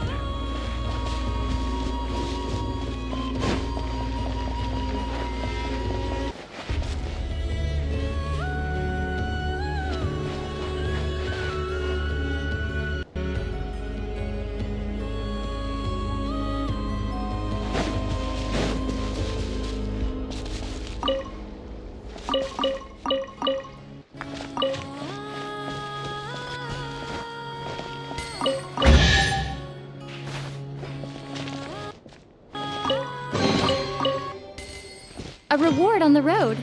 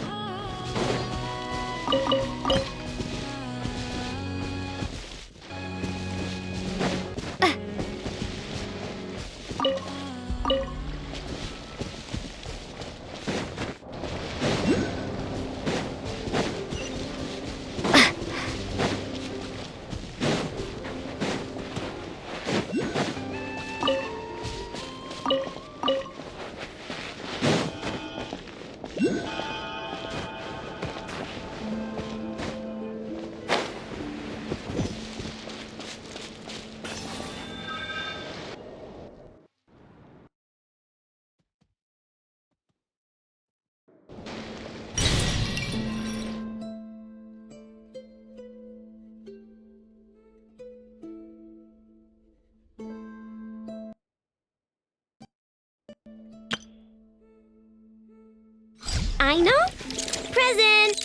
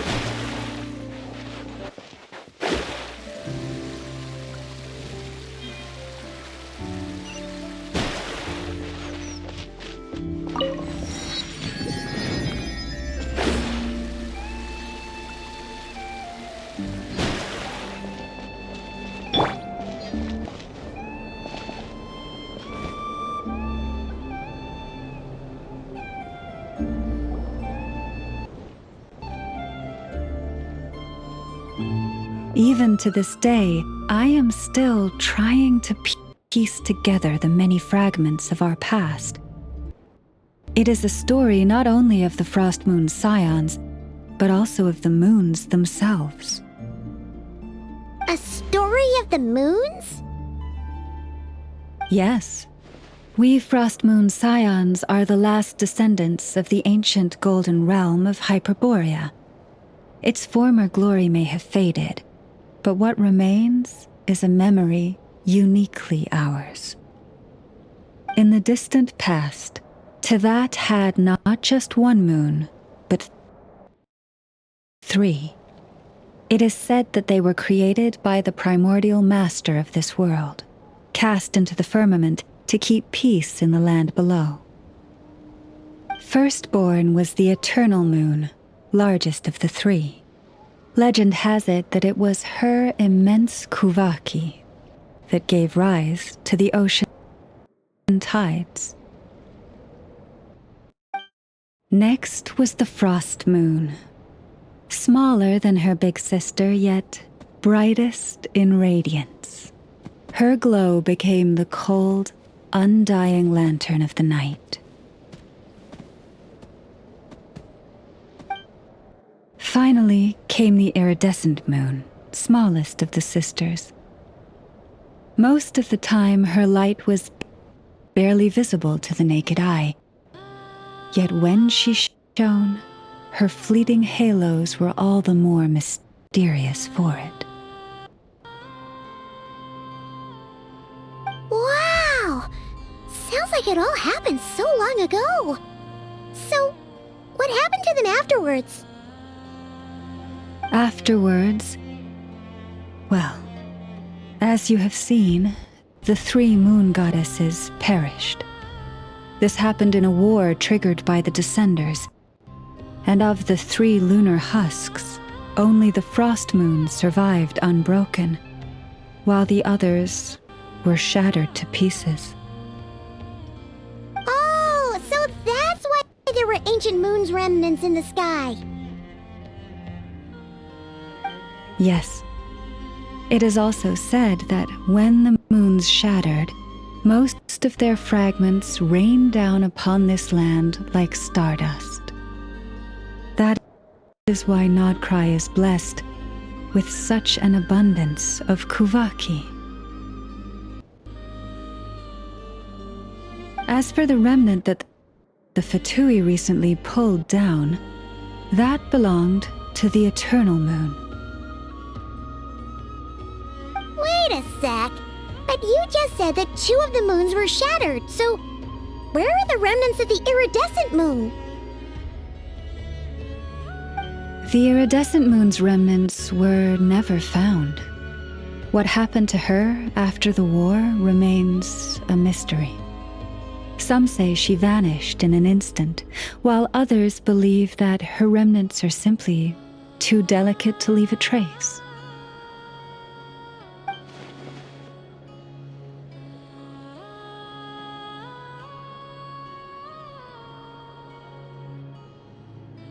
Yet, though the era of the 3 moons has long since faded into legend, successive generations of Frost Moon scions have always passed down a prophecy that one day the moon goddess would return.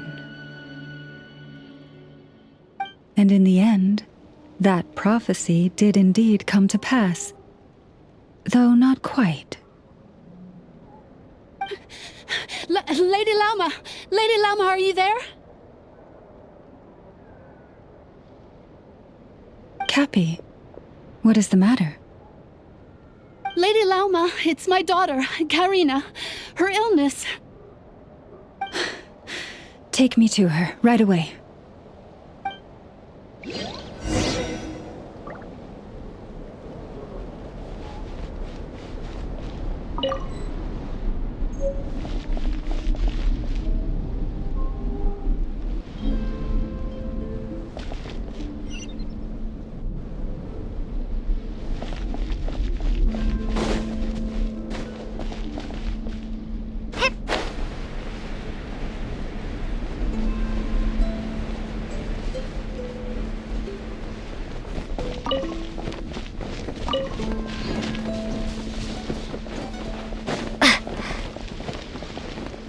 Prices like these are just outrageous. A reward on the road.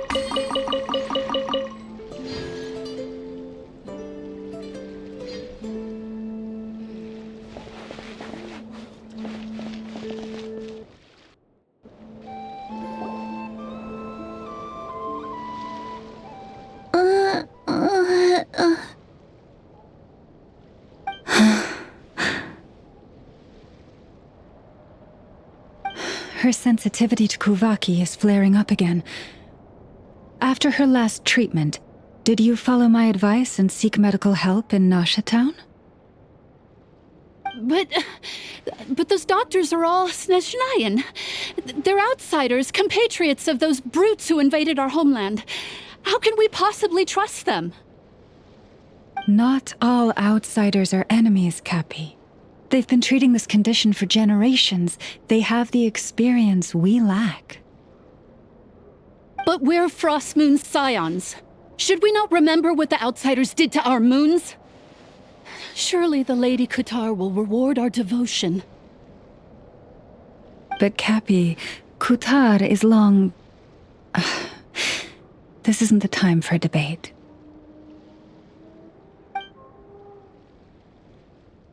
O lost child, snow-swept and buffeted by the howling winds of the frigid night, let not the silver flame within you fade. By the frost moon's grace, I shall warm you, curled up as a fledgling in frozen soil.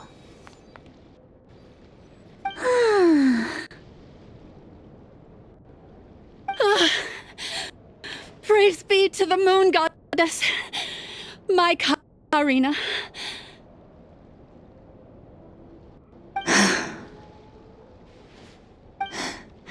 Remember, she must take powdered laka berries daily.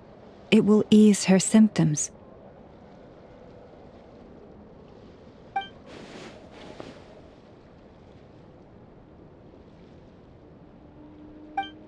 Llama? Philomena, what is it? Dinner is ready. I see. Cappy, let her rest here for the night. I'll have someone bring her a blanket. All right. Thank you so much, Lady Lauma.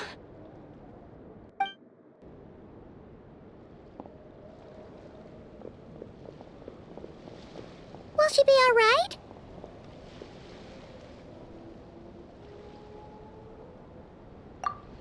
Yeah. If there's anything at all we can do, please don't hesitate to ask. Thank you for your kindness. For now, though, Karina should be fine. She'll be feeling a lot better tomorrow.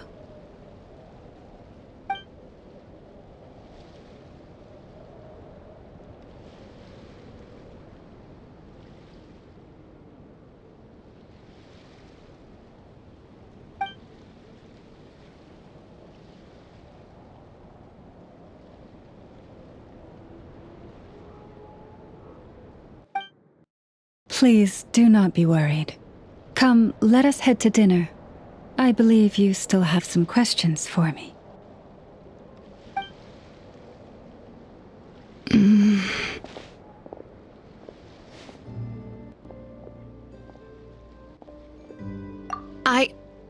Oh, sorry. Yes, I'll be coming too. I was just thinking about something. Oh? Lauma makes such an unshakable moon chanter. Calm, capable, someone we can count on. Deep down, though, I know she's been quietly carrying the burden for the rest of us.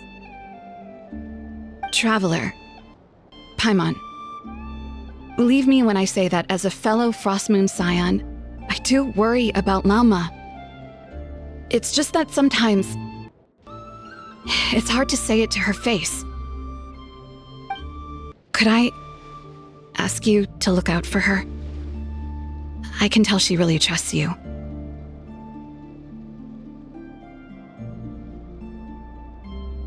I fear that would stress her out even more. Sometimes I really admire her strength, but at the same time, I can't help feeling powerless myself.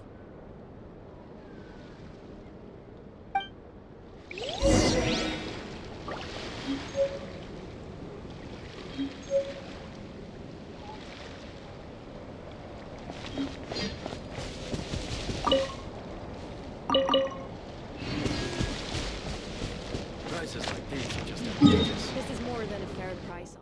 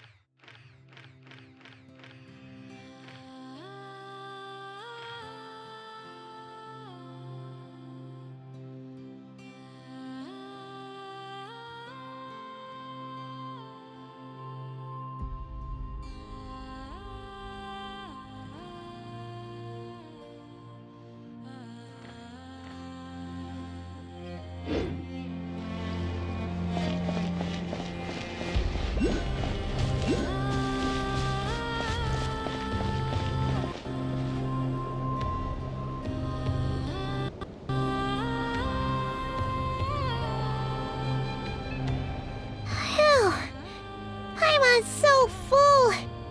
That was even better than the stuff you gave us before.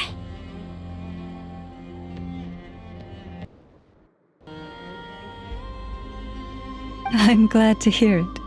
Thank you for accepting such simple hospitality. Hey, we should be the ones thanking you. Seriously, that was seriously scrumptious. How did you even manage to finish it? This slop's barely edible. Then again, I guess that's what you'd expect from savages. It's you! Those rude old Fatui we just met back in Nasha Town! My sincerest apologies. If you found the food we gave you earlier difficult to swallow, may I suggest taking a deep breath and joining us? These delicacies might change your mind. After all, I suspect that your previous meal may have been tainted with something most unpalatable. Huh? What do you mean? Tainted with what exactly? With the bitter snobbery of those who call themselves civilized. Why, you?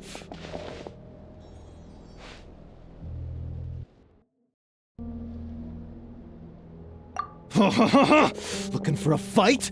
Sure, I'd be more than... Hold it! We're not here to brawl. Yet. We're here on official business.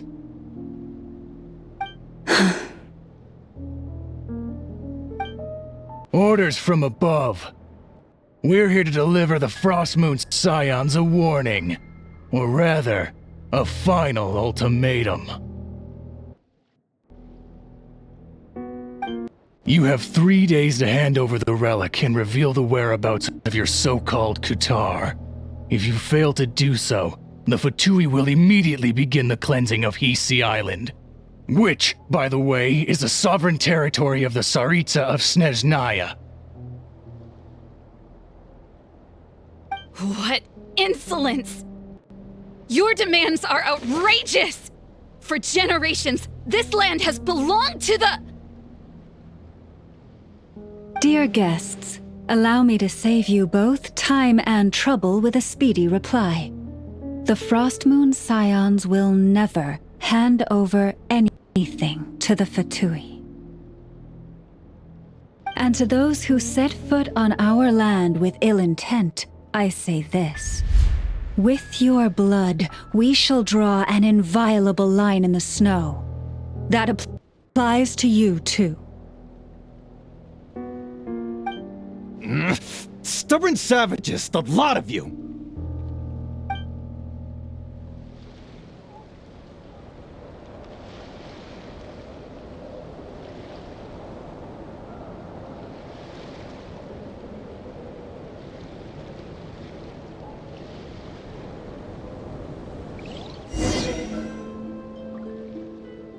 There we go, another task. Now it's your time.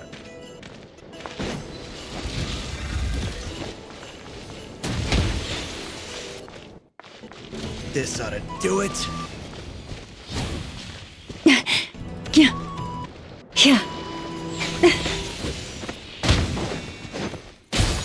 Leave this place. I lost. Decent.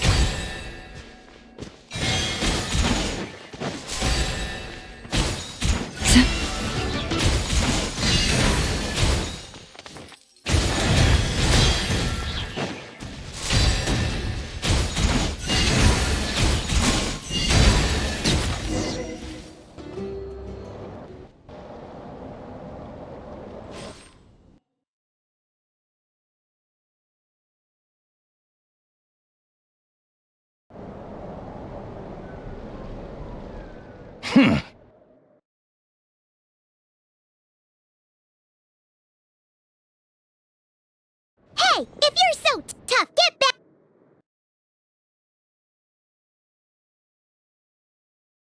so sorry.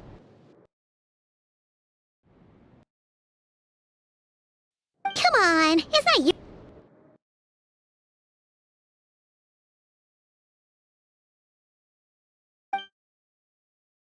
But still,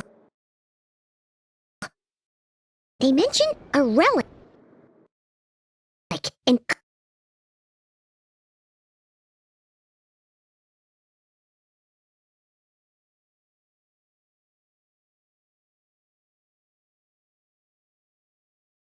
oh yeah, so this might not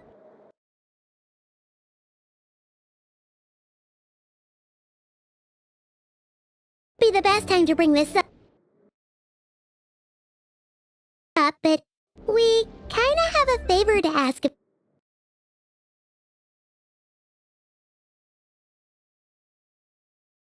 you, Wilma.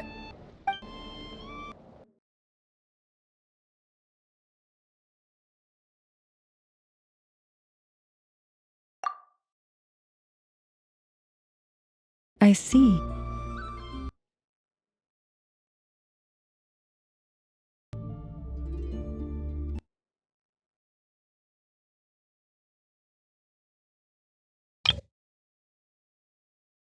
I see. So your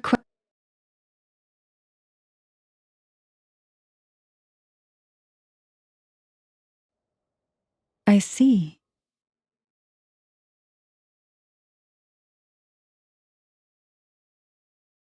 I see. So your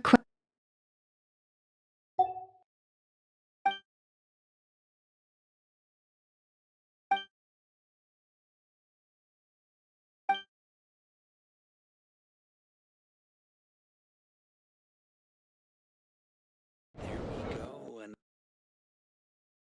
Another task done and dusted.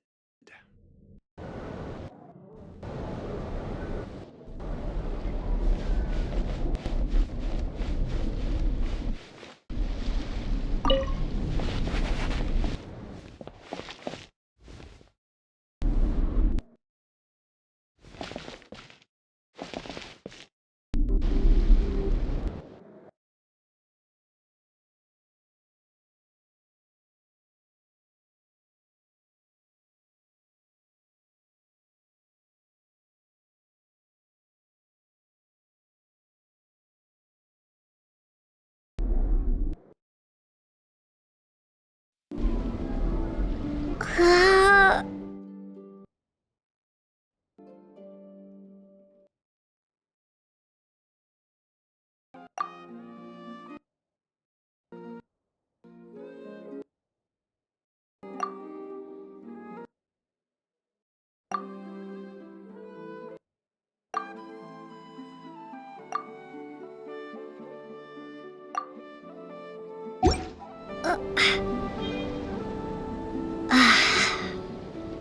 children. It's time to offer up.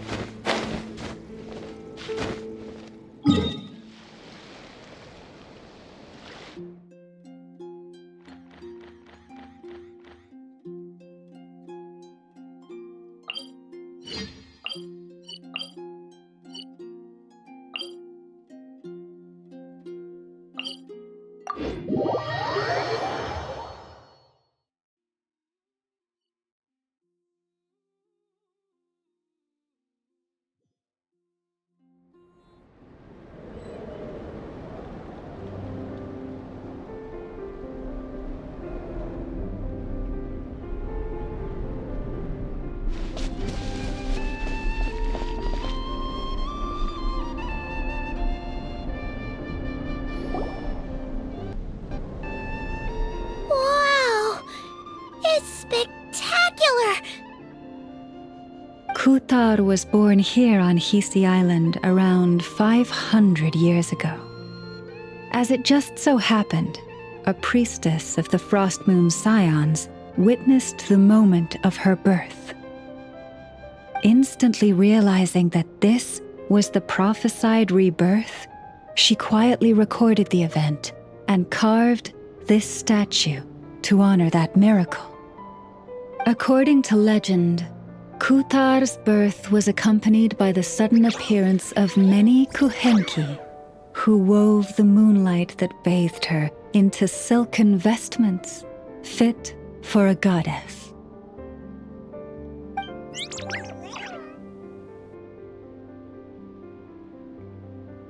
Hey! It's like it knows we're talking about it. From that day forth, the Kuhenki have been regarded as Kutar's familiars. Some believe that their habit of guiding travelers to hidden treasure stems from an instinct, the same one that not only drives them to protect the moon goddess, but also to make her smile. After all, according to the records, Kutar always looked lonely as she gazed up at the distant moon.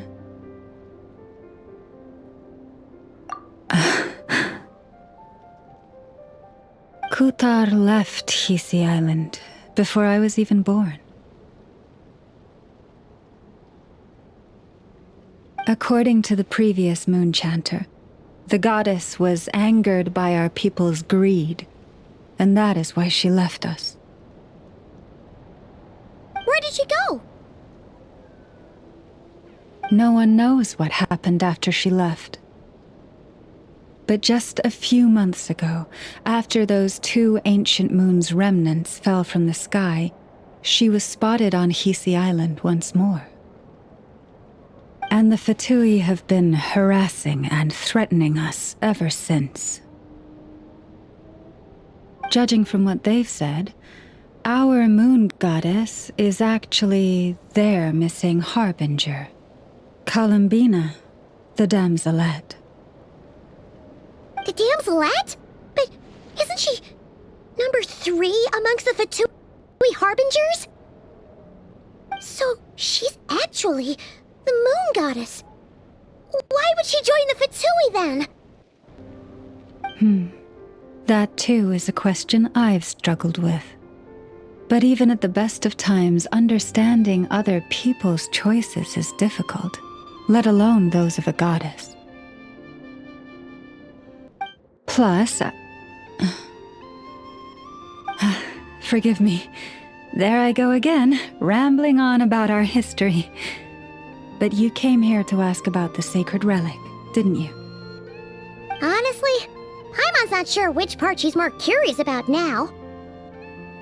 Since ancient times, the Frost Moon Scions have had in our possession a special fragment of the ancient moon's remnants.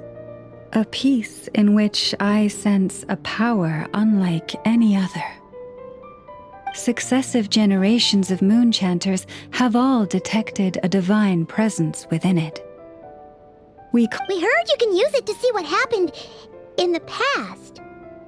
What is it in particular that you seek from the past?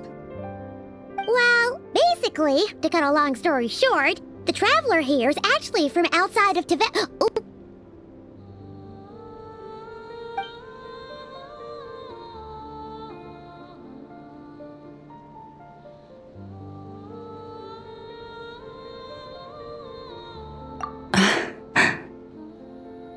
Thank you.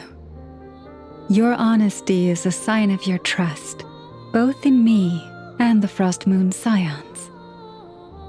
Unfortunately, though, I won't be able to use the moon marrow to shed light on your past just yet. Our people revere the moon marrow as a sacred relic. I'm only permitted to retrieve it from the secret chamber in which it is hidden once a year, on Moon Prayer Night. Oh, really? So, when's the next Moon Prayer Night? Judging from the tides this evening,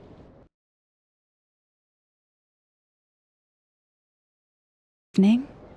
A little less than 2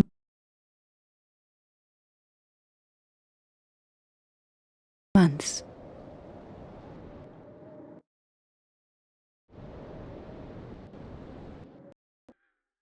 Huh? Does that mean that...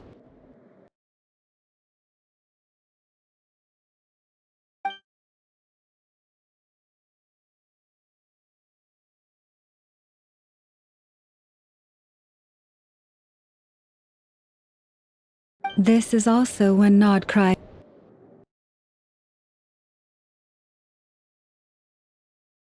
Kuvaki reaches its peak.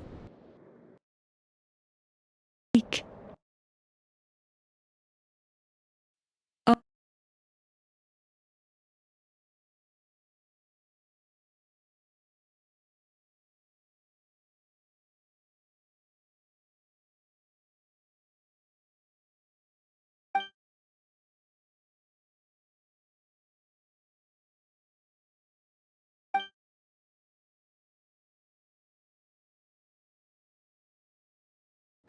I am truly sorry.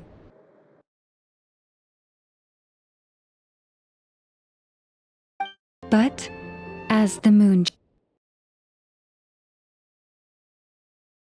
chanter, I swear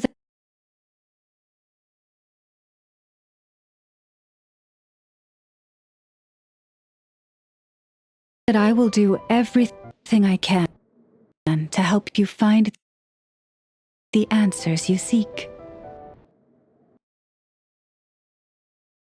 Think nothing of it. After all you've done for us, you deserve nothing less.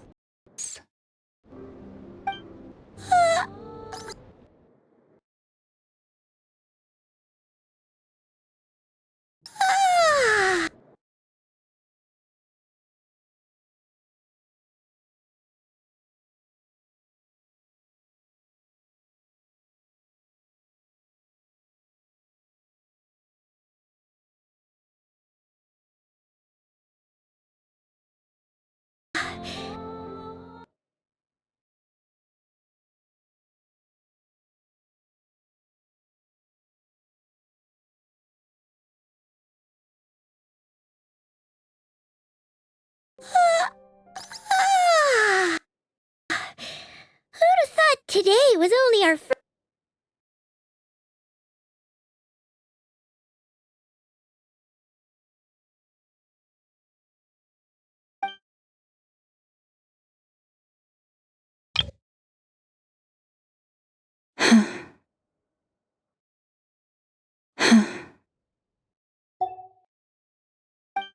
If I may be so bold, what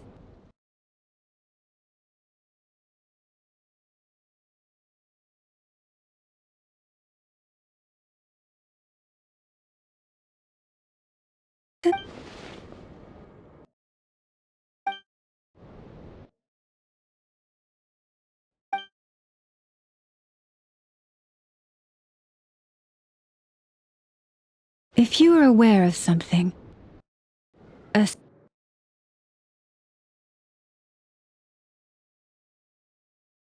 secret that could hurt your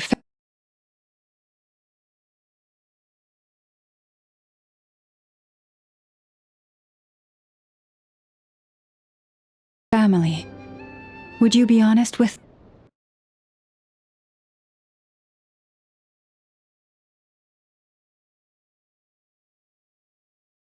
them? Or try to hide it?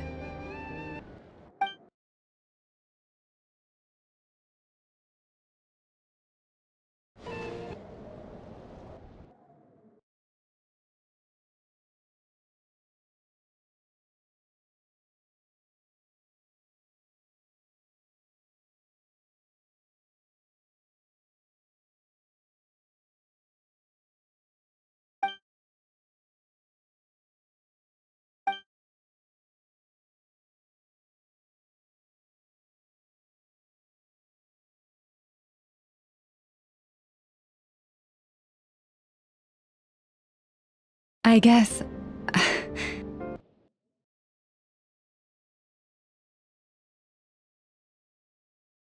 I've just never met anyone with a story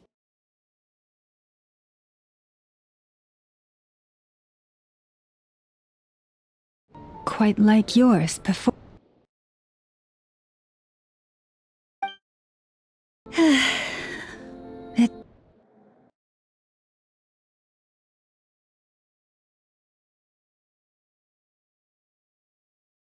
It's getting late. And...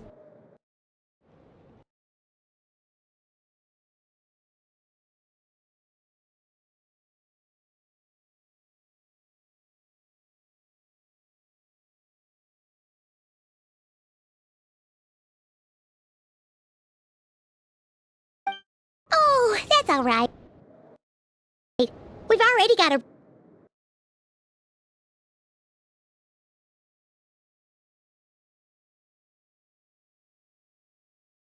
room back at the flagship as it happens.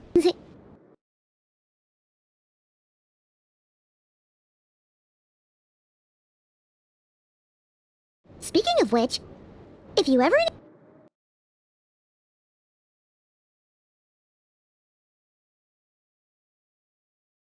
need us... Do you need me to show you the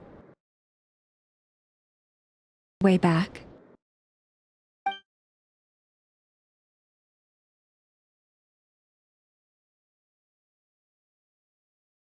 No worries. It's quite a way, and you should get some... Understood. Then I won't keep you.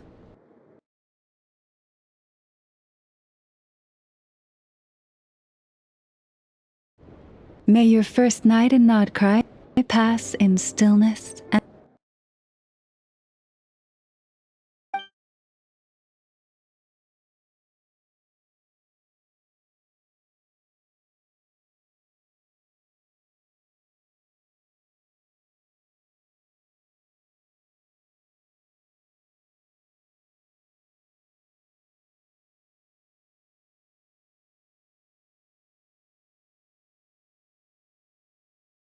The good news is, we're not at a dead end in the search for your spaceship.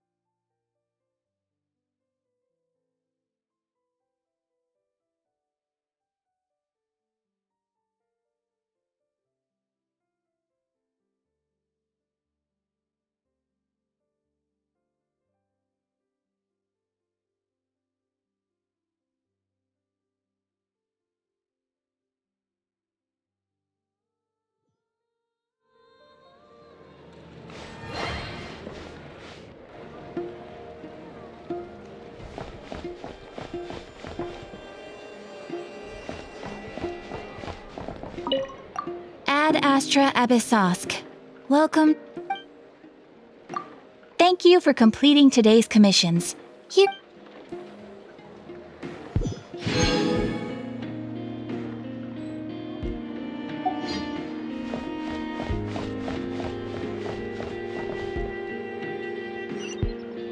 This land holds nothing but promise for adventurers. There's tons of work lately.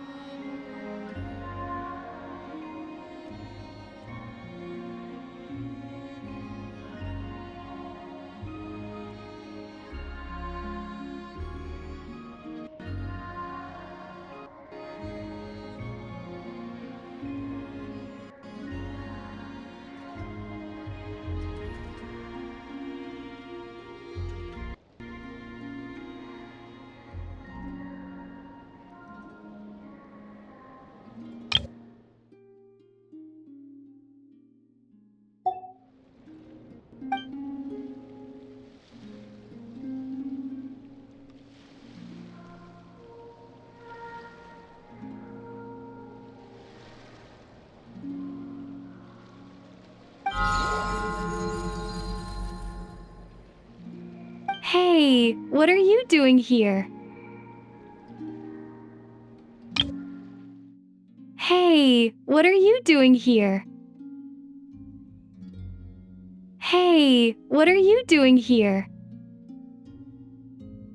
Hey, what are you doing here? Oh, these flowers. I remember. When you first appeared, there were flowers like this all around you.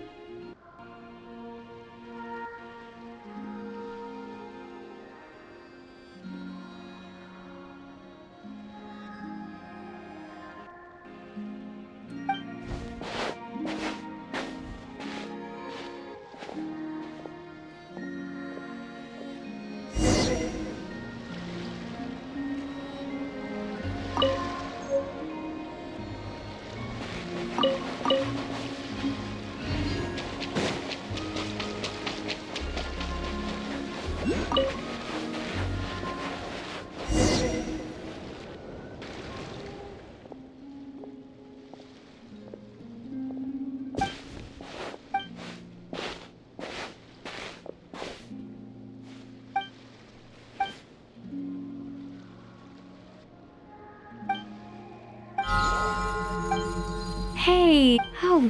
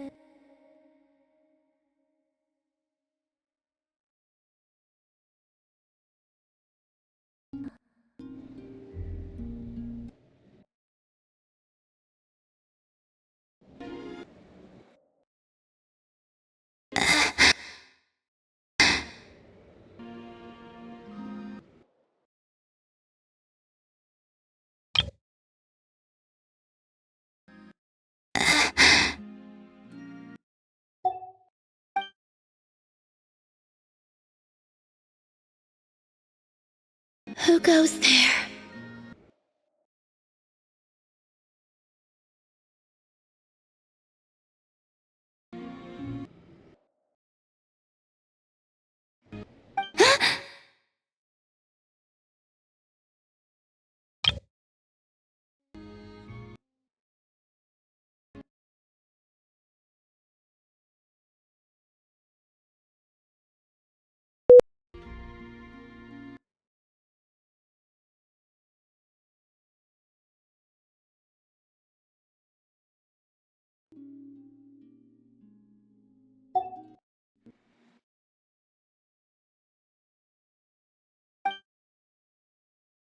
How did you get in here?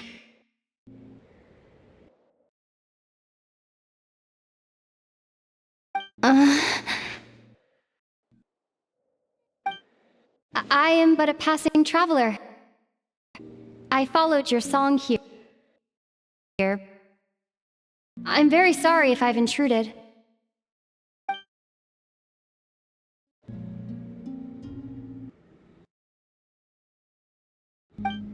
The Kuhenki.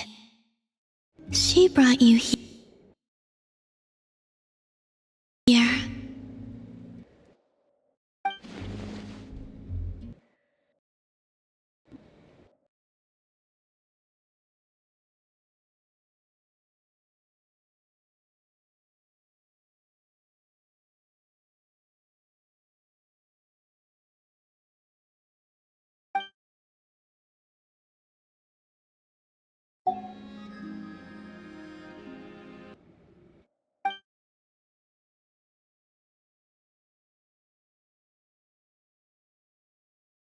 May I ask, are you the one they...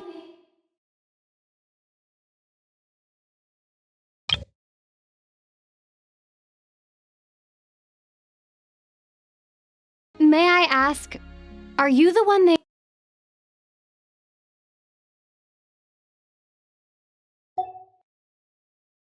And... the harbinger that the Fatui referred to as the damsel...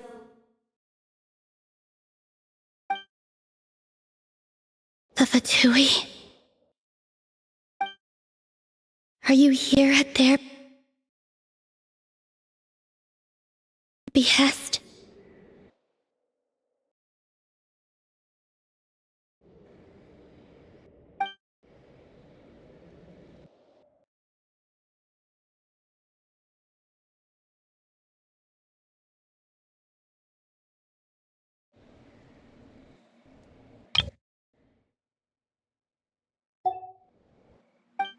Please don't get me wrong.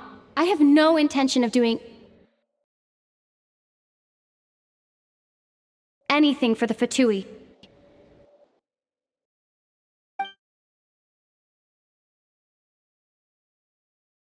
I just wanted to ask you about Nod Krai.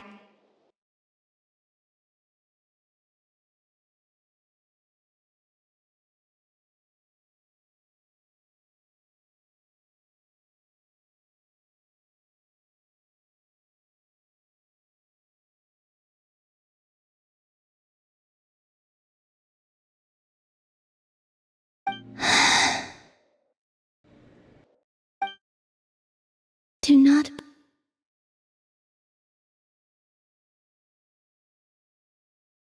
believe in what you can see.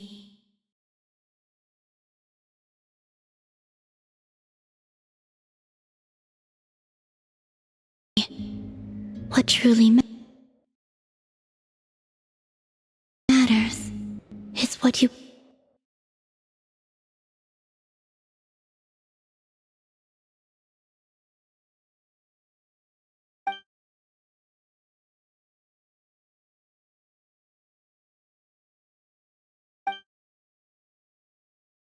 What do you mean?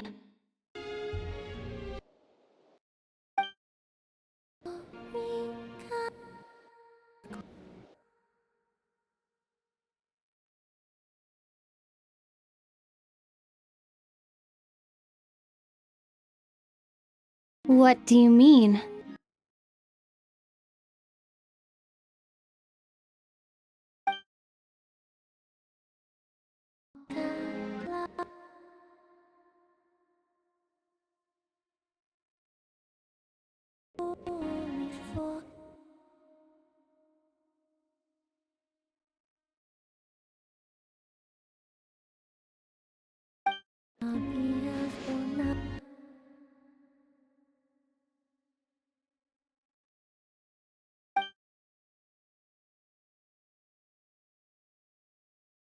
Listen, I'm the traveler. I'm on a journey through the nations of Teyvat. Hello.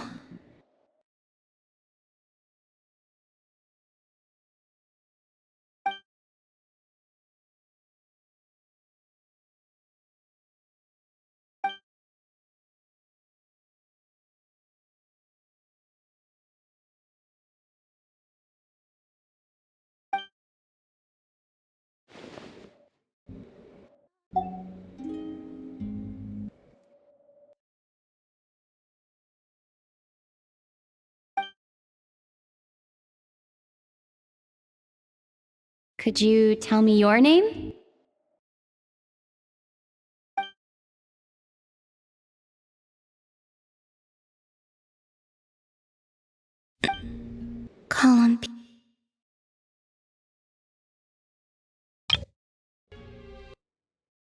Columbina.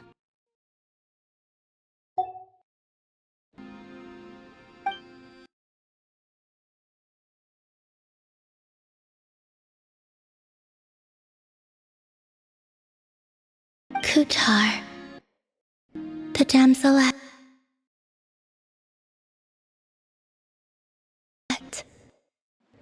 the moon goddess.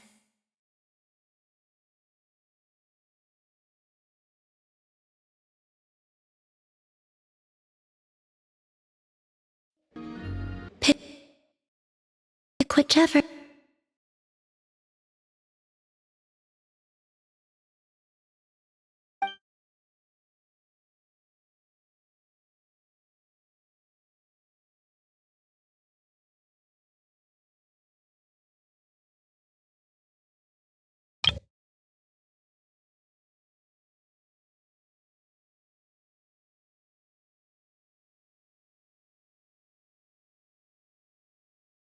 I do not know my own name.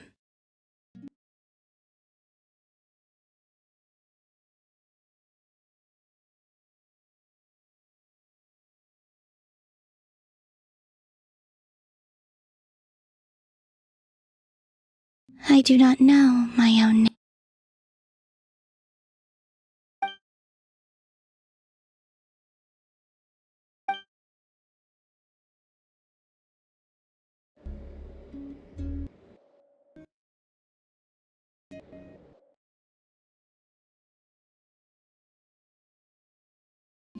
Then...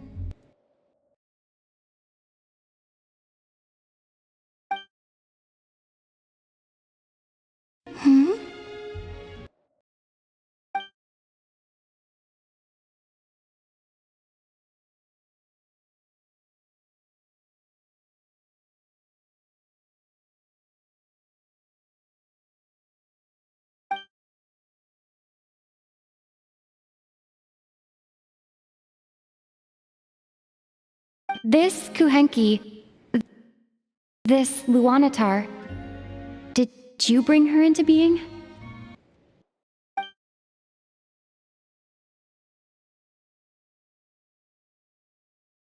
Come here, little one.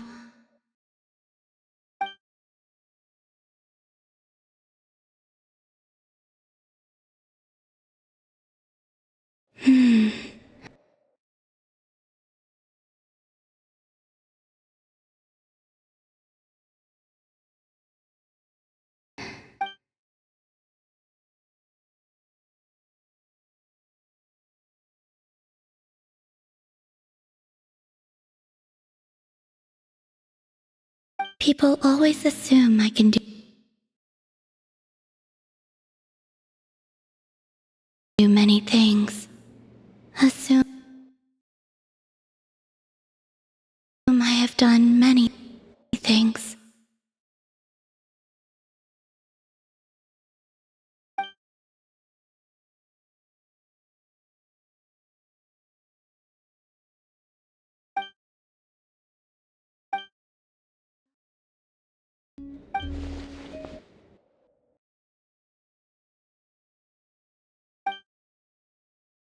It's about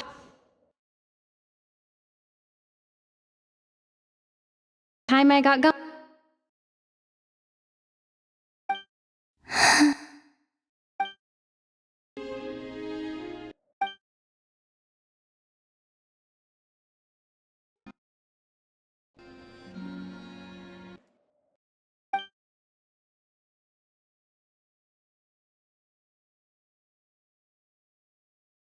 Columbina, that Kuhenki.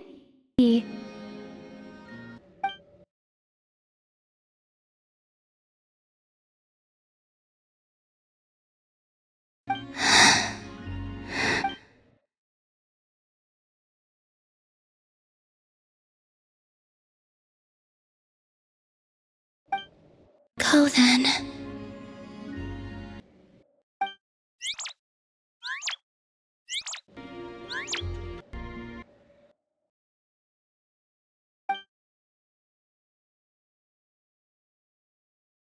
Goodbye.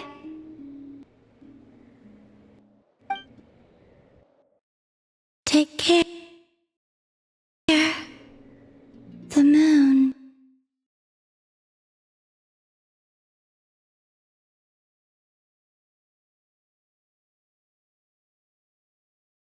can be treacherous.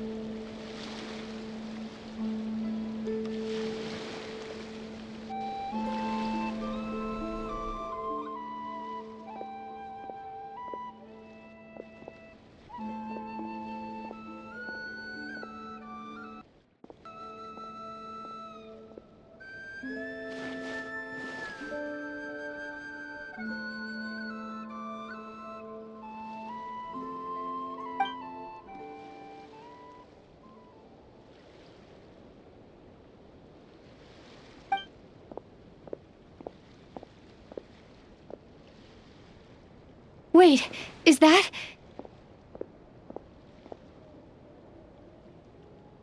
Ether?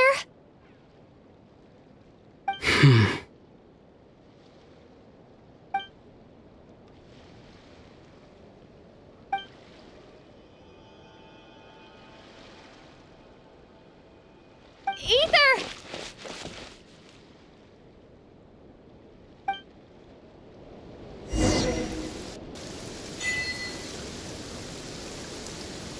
Ether!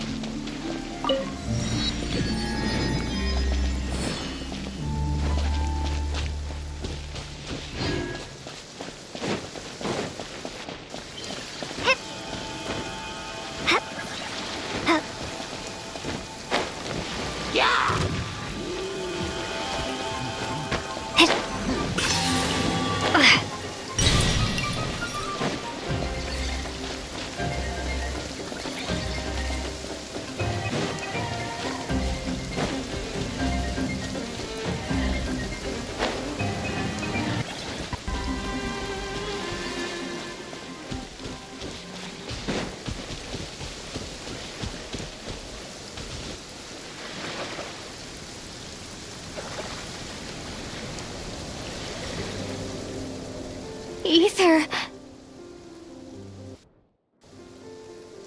Lumine, it's you.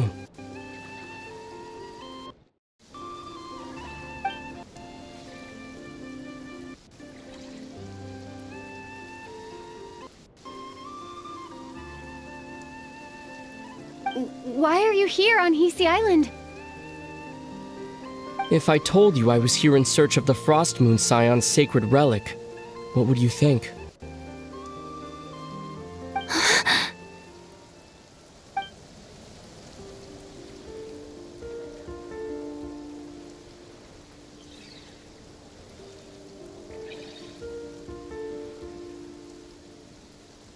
Are you also here to uncover the truth about our past? That's right. What happened to us in the past? How we came to Tevat? Why our spaceship crashed here? There are things I want to know too.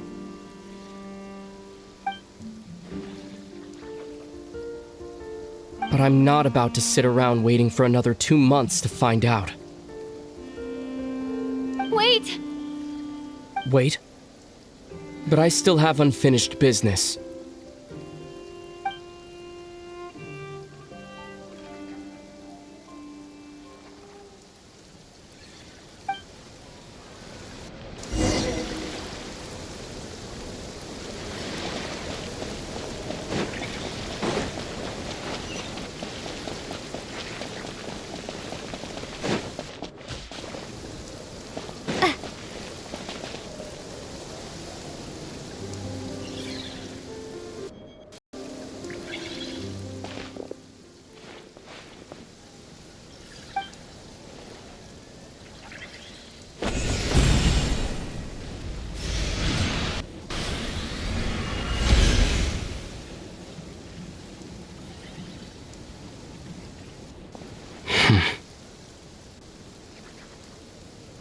Hold on a second.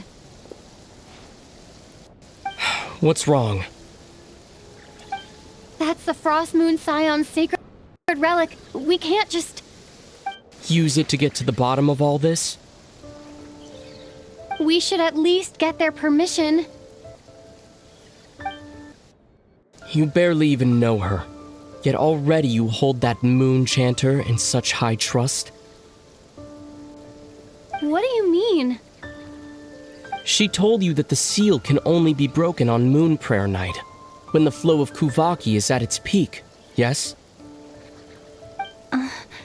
You heard all that? Watch this.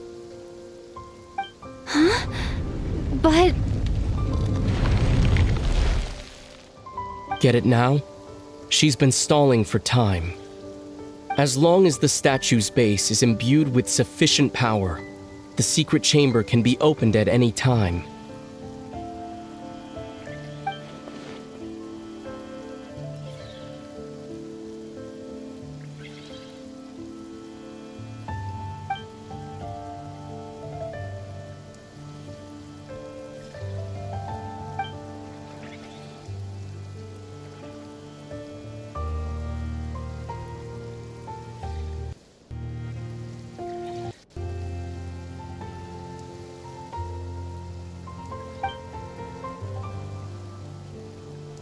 Is it such a sin when I don't put all my cards on the table for you, but not when someone else is doing it?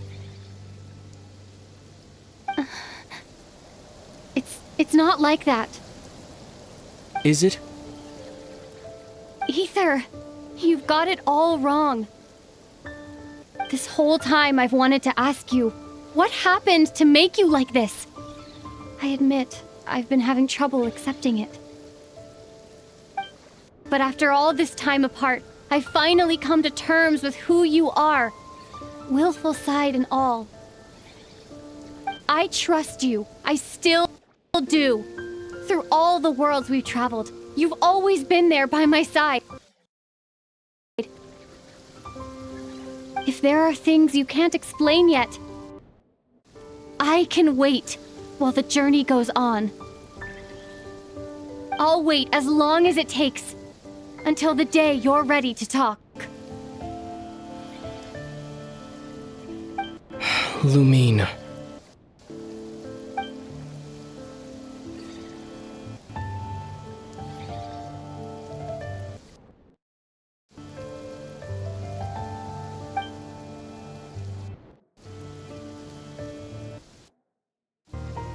I'm not looking to borrow the moon marrow simply because of our past. It holds answers about the very origins of Teyvat.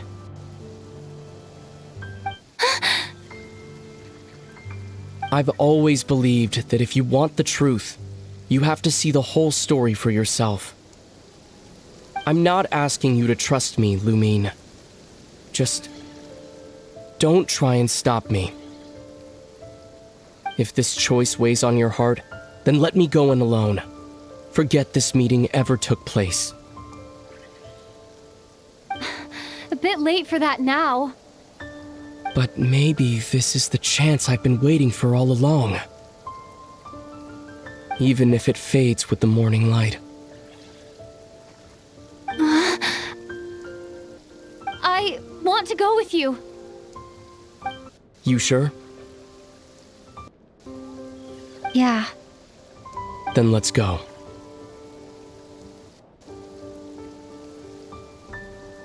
Ether. It's been ages since we went on an adventure together. I can't wait. Really? You think I'd lie to my little sis?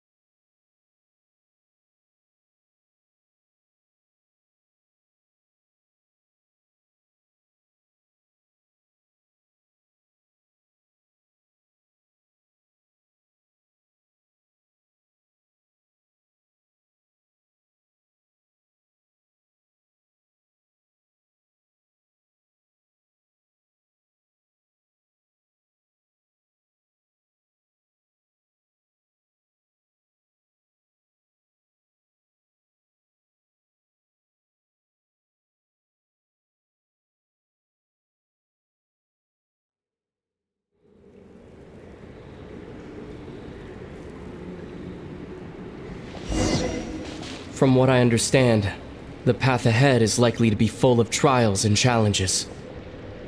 A deterrence against intruders, and a test for those who truly seek entrance.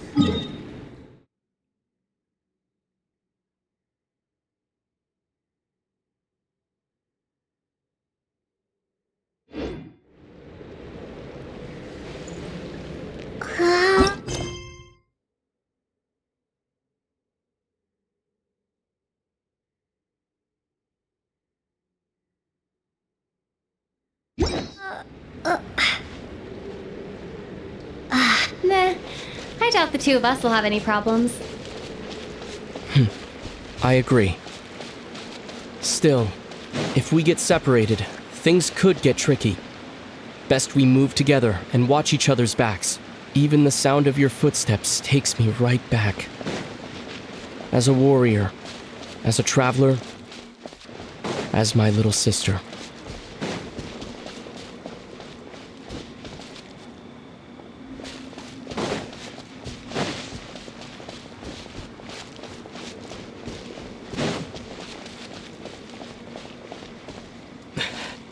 Looks like this is the first trial.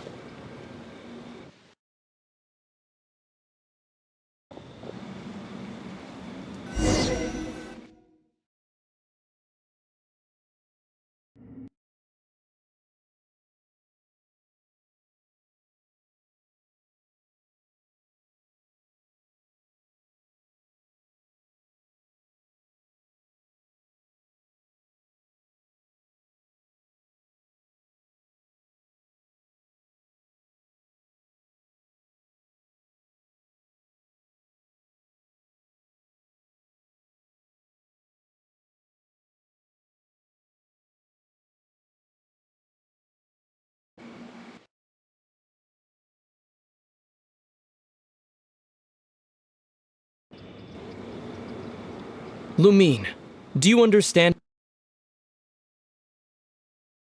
how Kuvaki works? How it exacts force through push and pull.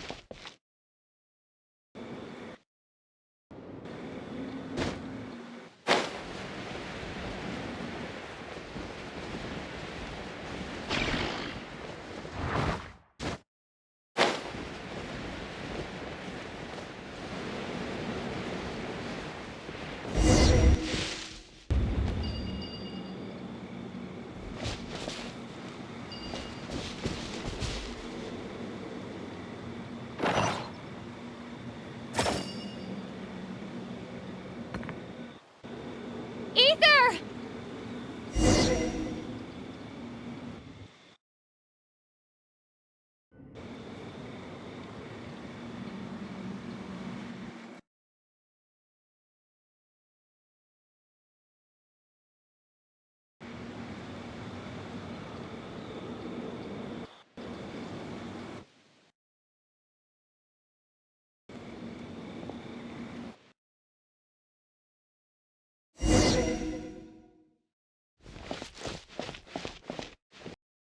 We make a pretty great team, huh? Just like the old days.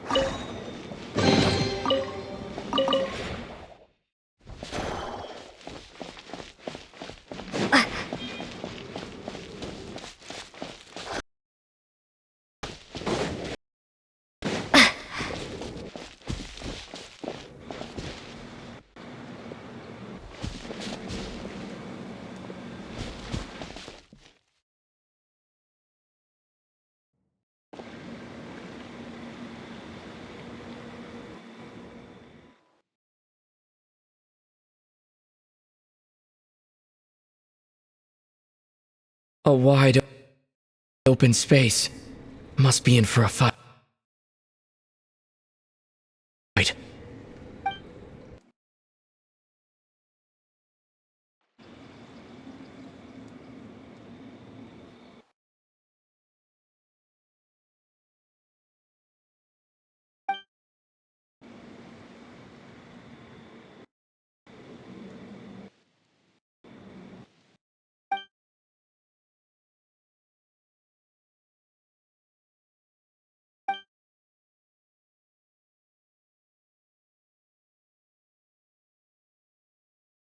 Lumine.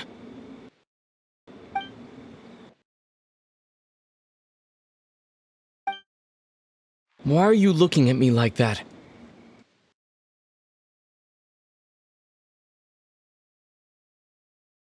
Those enemies were weak, were they not?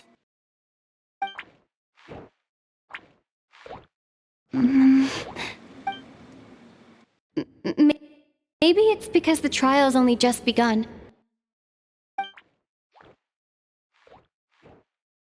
Actually, I've got...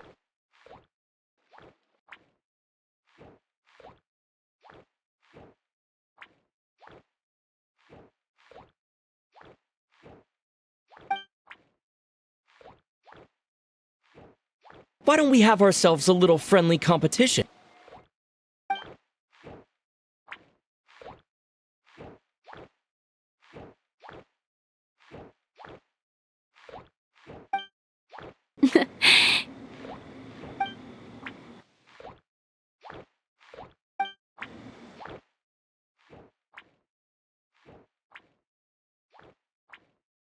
I won't lose to you, Ether.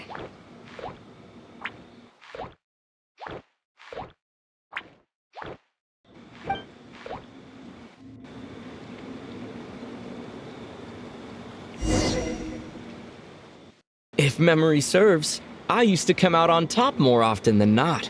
You sure you're alright? Seems your memory's slipping, Ether.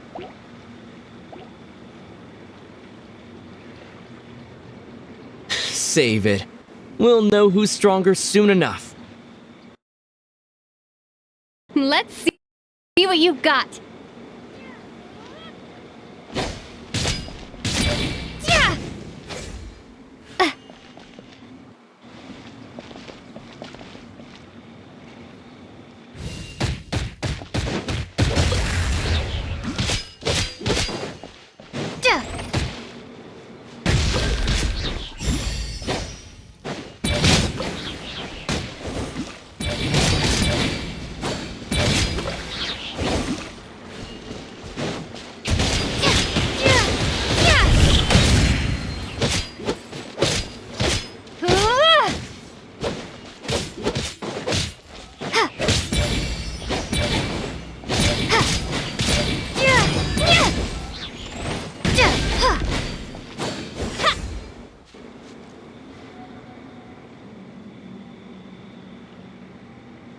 Been slacking off on your combat training?